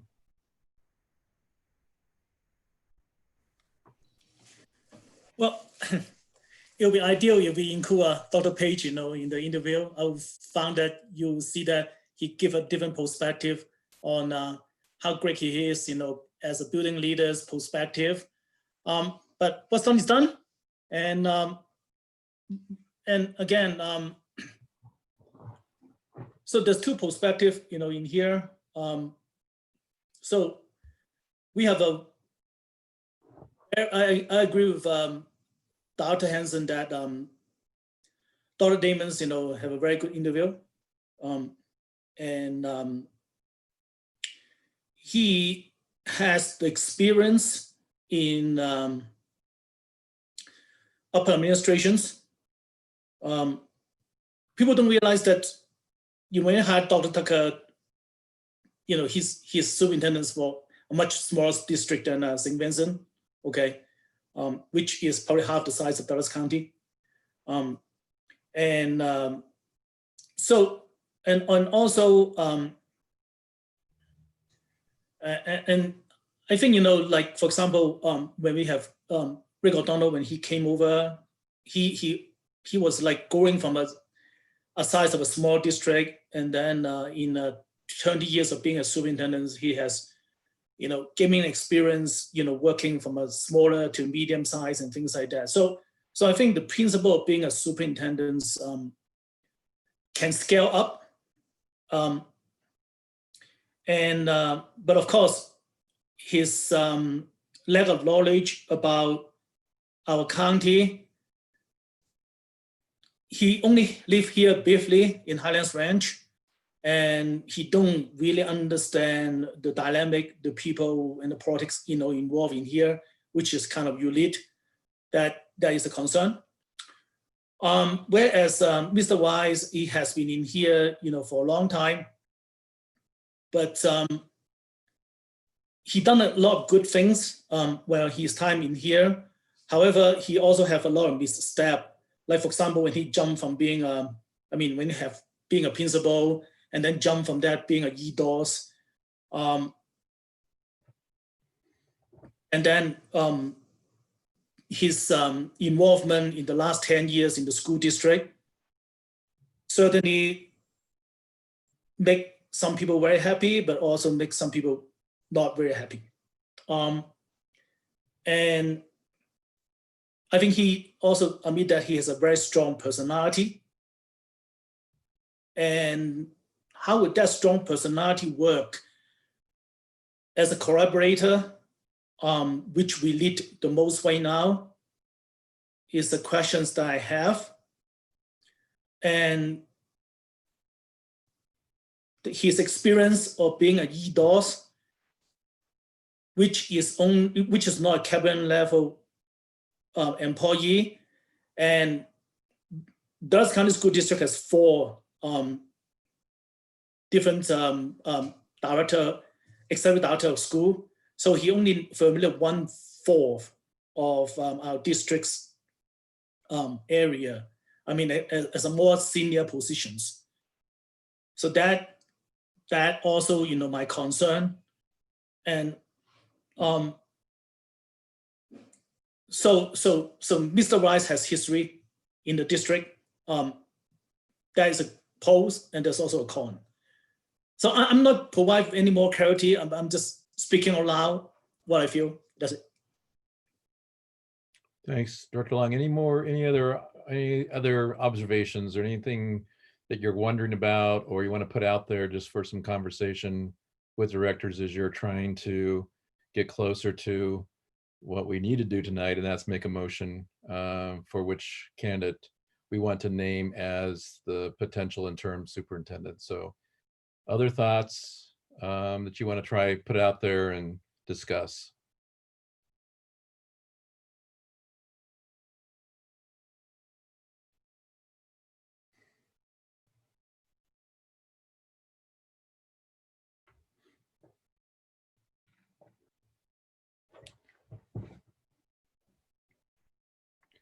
Dr. Holtzman, I knew if I allowed enough wait time, someone would jump in. So thank you. Yeah, well, I don't even really know if I want to add this, but actually I do, because with both of these candidates, I think it could be helpful to our district and ultimately to our students. I know that, I've asked about the possibility of a mentoring type of situation. I think that we have someone that might be interested in that, and I'm not sure if that is something we should talk about or if that would influence our decision. Just kind of a question. I think it could be beneficial to both people. I also know that our budget is an issue, so but just want to throw that out there. Yeah. Anybody want to weigh in, Director Chanchashore, on mentoring with whomever the individual is, providing mentor support for that individual? Director Chanchashore, go ahead. Yeah, and I feel like a little bit of a broken record, and I kind of feel a little bit divided in my advocacy. And I think it's okay in this scenario. But I also want to express that by the time you are in a cabinet position, many times you have developed upper level mentors. So I'm going to advocate again that Dr. Brown would have developed upper level mentors being in his current positions in several circumstances and several incidences. And I think what we've learned in the past and what we've learned as educators is that obviously mentorships and support through mentorships either make it or break it. Education and in these upper level positions, you're out there, well, in any education position, you're isolated and you're by yourself so often. And what works is if you really do have mentors. So one, I'm advocating for mentors, and two, I'm advocating that Dr. Brown he's networked. He's networked in our state with mentors that he can already connect to, and we have other recommendations that we can support and help too. It makes a difference in our educational system. And I'm really, I know I feel a little bit like a broken record, but it makes a difference in our system. We are a gigantic county. We're a gigantic system, but we're one school district in all of the school districts in our state. We have to make all of the people in our county happy, or at least make some decisions that make some sense with some data. And without the support of the other superintendents throughout the state, that's pretty difficult to do. You're standing alone in isolation.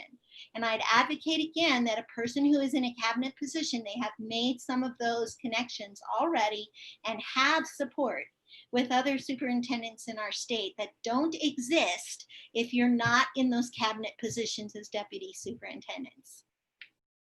We're really seeing two advocacies, Director Chanchor. One is that the feeling that Dr. Brown already has that network of mentoring, but also you're supporting mentoring, that you really see that there is a need, whomever the candidate is, either they have an existing network of mentorship or they need to have a mentor. And we continue to reach out to whatever mentors are available to us. You know, I'm kind of going back to, we can't be in this alone. We are the state of Colorado, and we belong to a community of educators. It is really important, and as a Board of Education, I want us to think about, it is really important for us to think about how and what steps need to be taken and what people need to be able to know to be successful in that top job. That top job is huge. And I really do appreciate that we've had some extraordinary candidates. And I am sticking by my point that experience matters. Experience in human resources, experience in communications, experience in IT, experience in getting COVID off and running and getting kids back to school, experience in assuring that you've already had some really deep leadership opportunities where you're not making everybody happy, but you're making some pretty tough choices. Thank you. Director Graziano, go ahead. Well, I would like to kind of just take the step of, we heard during the day, people and our candidates talk about relationships and time for discussion, but also about when we should be directive as leaders. So I think, you know, my feeling is, you know, I'm ready to be directive if we, you know, unless we all want to keep talking about these candidates. So. Yeah. I would just add, before someone moves into the motion setting, me personally, I can support either of these candidates 100%.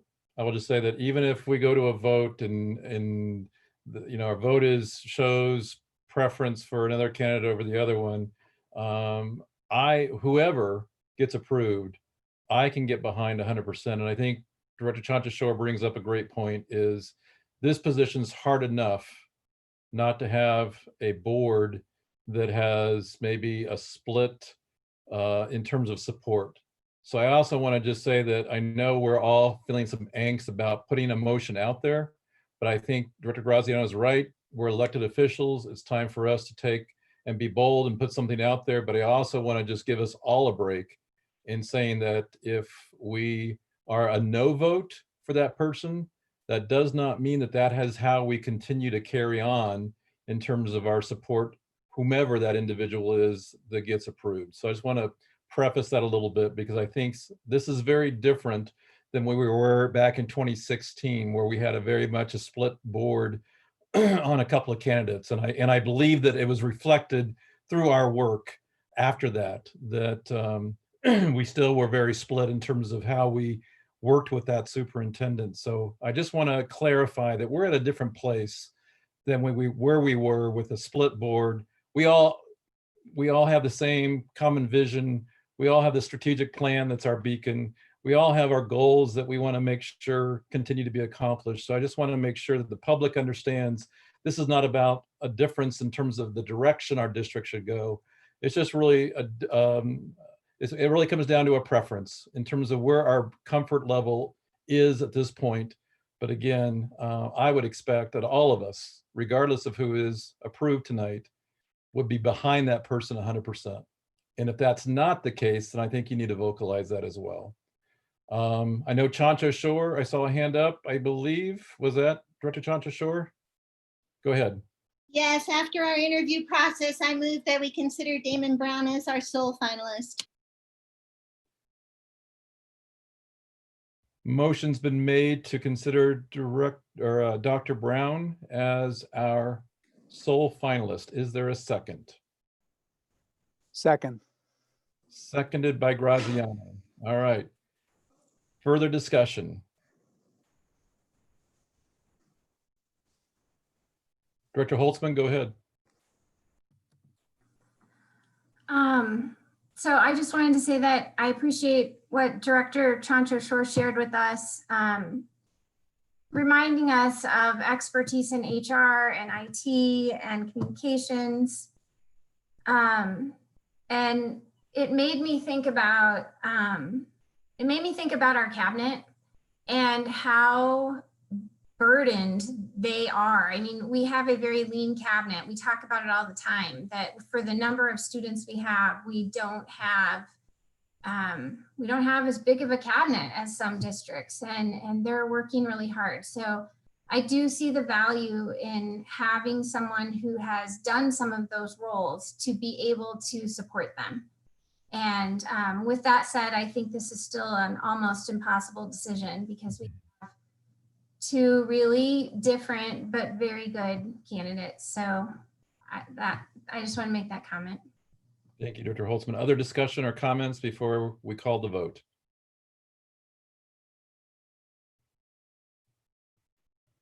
I'm going to wait for a full 5 seconds because you guys, I know this has been a tough process and we're exhausted in some ways. But I'm going to wait just a little bit longer if there's any other discussion points before we vote.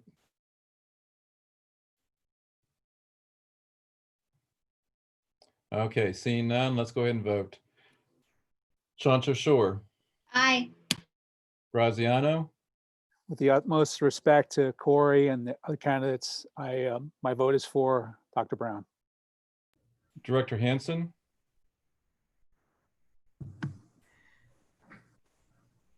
Again, I think Dr. Brown is an extraordinary candidate with leadership potential that is truly unlimited, but I think in our given circumstances that Corey Wise is our best option, and with nothing but respect for Dr. Brown, my vote is no.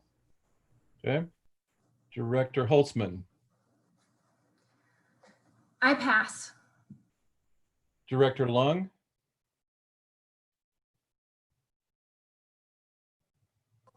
I pass.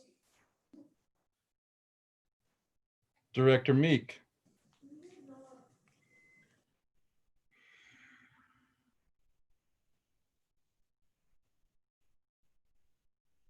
You know, I think I have to go with what my gut tells me, and I would support Corey Weiss given what I know and working with him and everything. And that is nothing against Dr. Brown. So I would vote no. Okay. I'm going to pass as well. So I'm going to go back to Director Holtzman.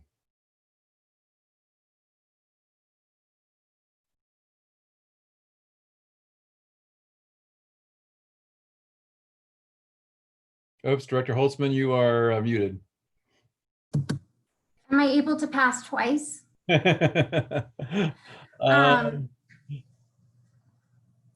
know, I am constantly amazed at the difficulty of the decisions we make. And I always think there can't be one any harder, but there's always another one. And I mean, the good news about this decision is we're not choosing between two, like we sometimes do, two options that aren't great for the way to go forward. We're choosing between two excellent options. And I'm just really having a hard time with this. I'm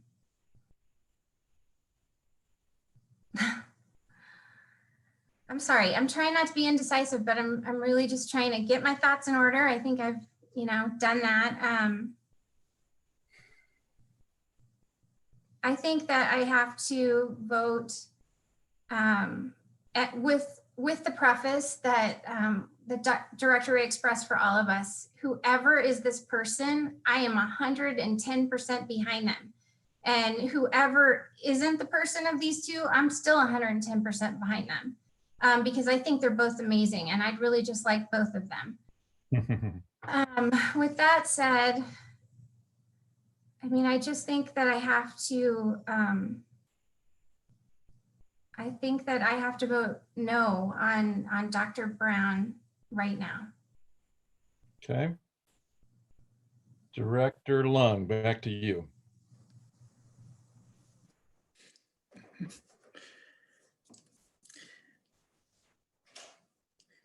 And you know that the last vote is 6-1. Both of them are not my top choice.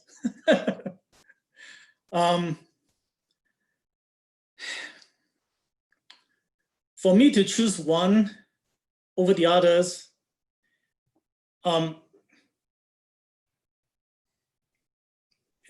me, they're truly very close, and I want them to know that I have utmost respect for both of them.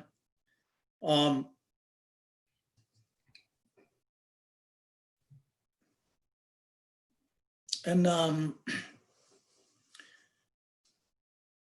again, I think both of them will probably, do a fine jobs. So that said,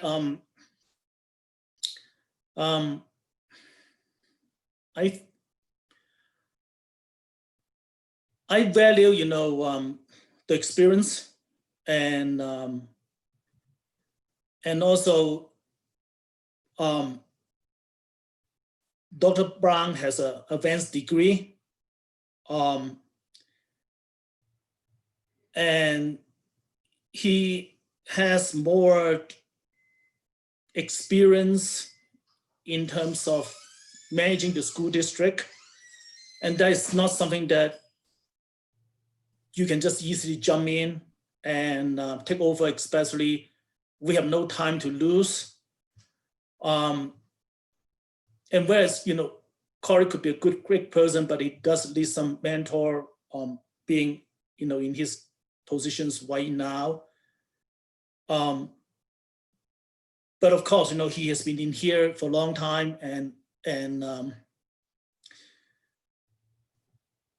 I don't want to send a wrong message that we don't treasure our own people.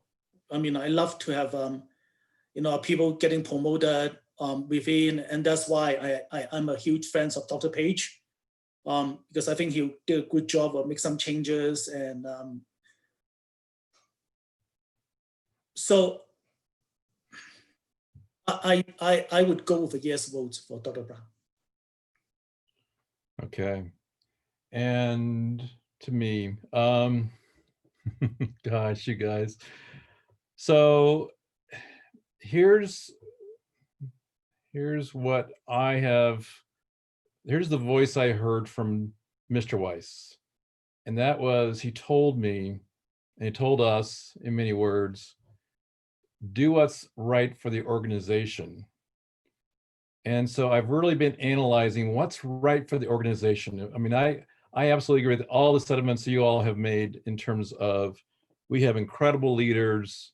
I agree, Director Lung, Dr. Page was right up there in my mind as well as just an exceptional leader, done exceptional things.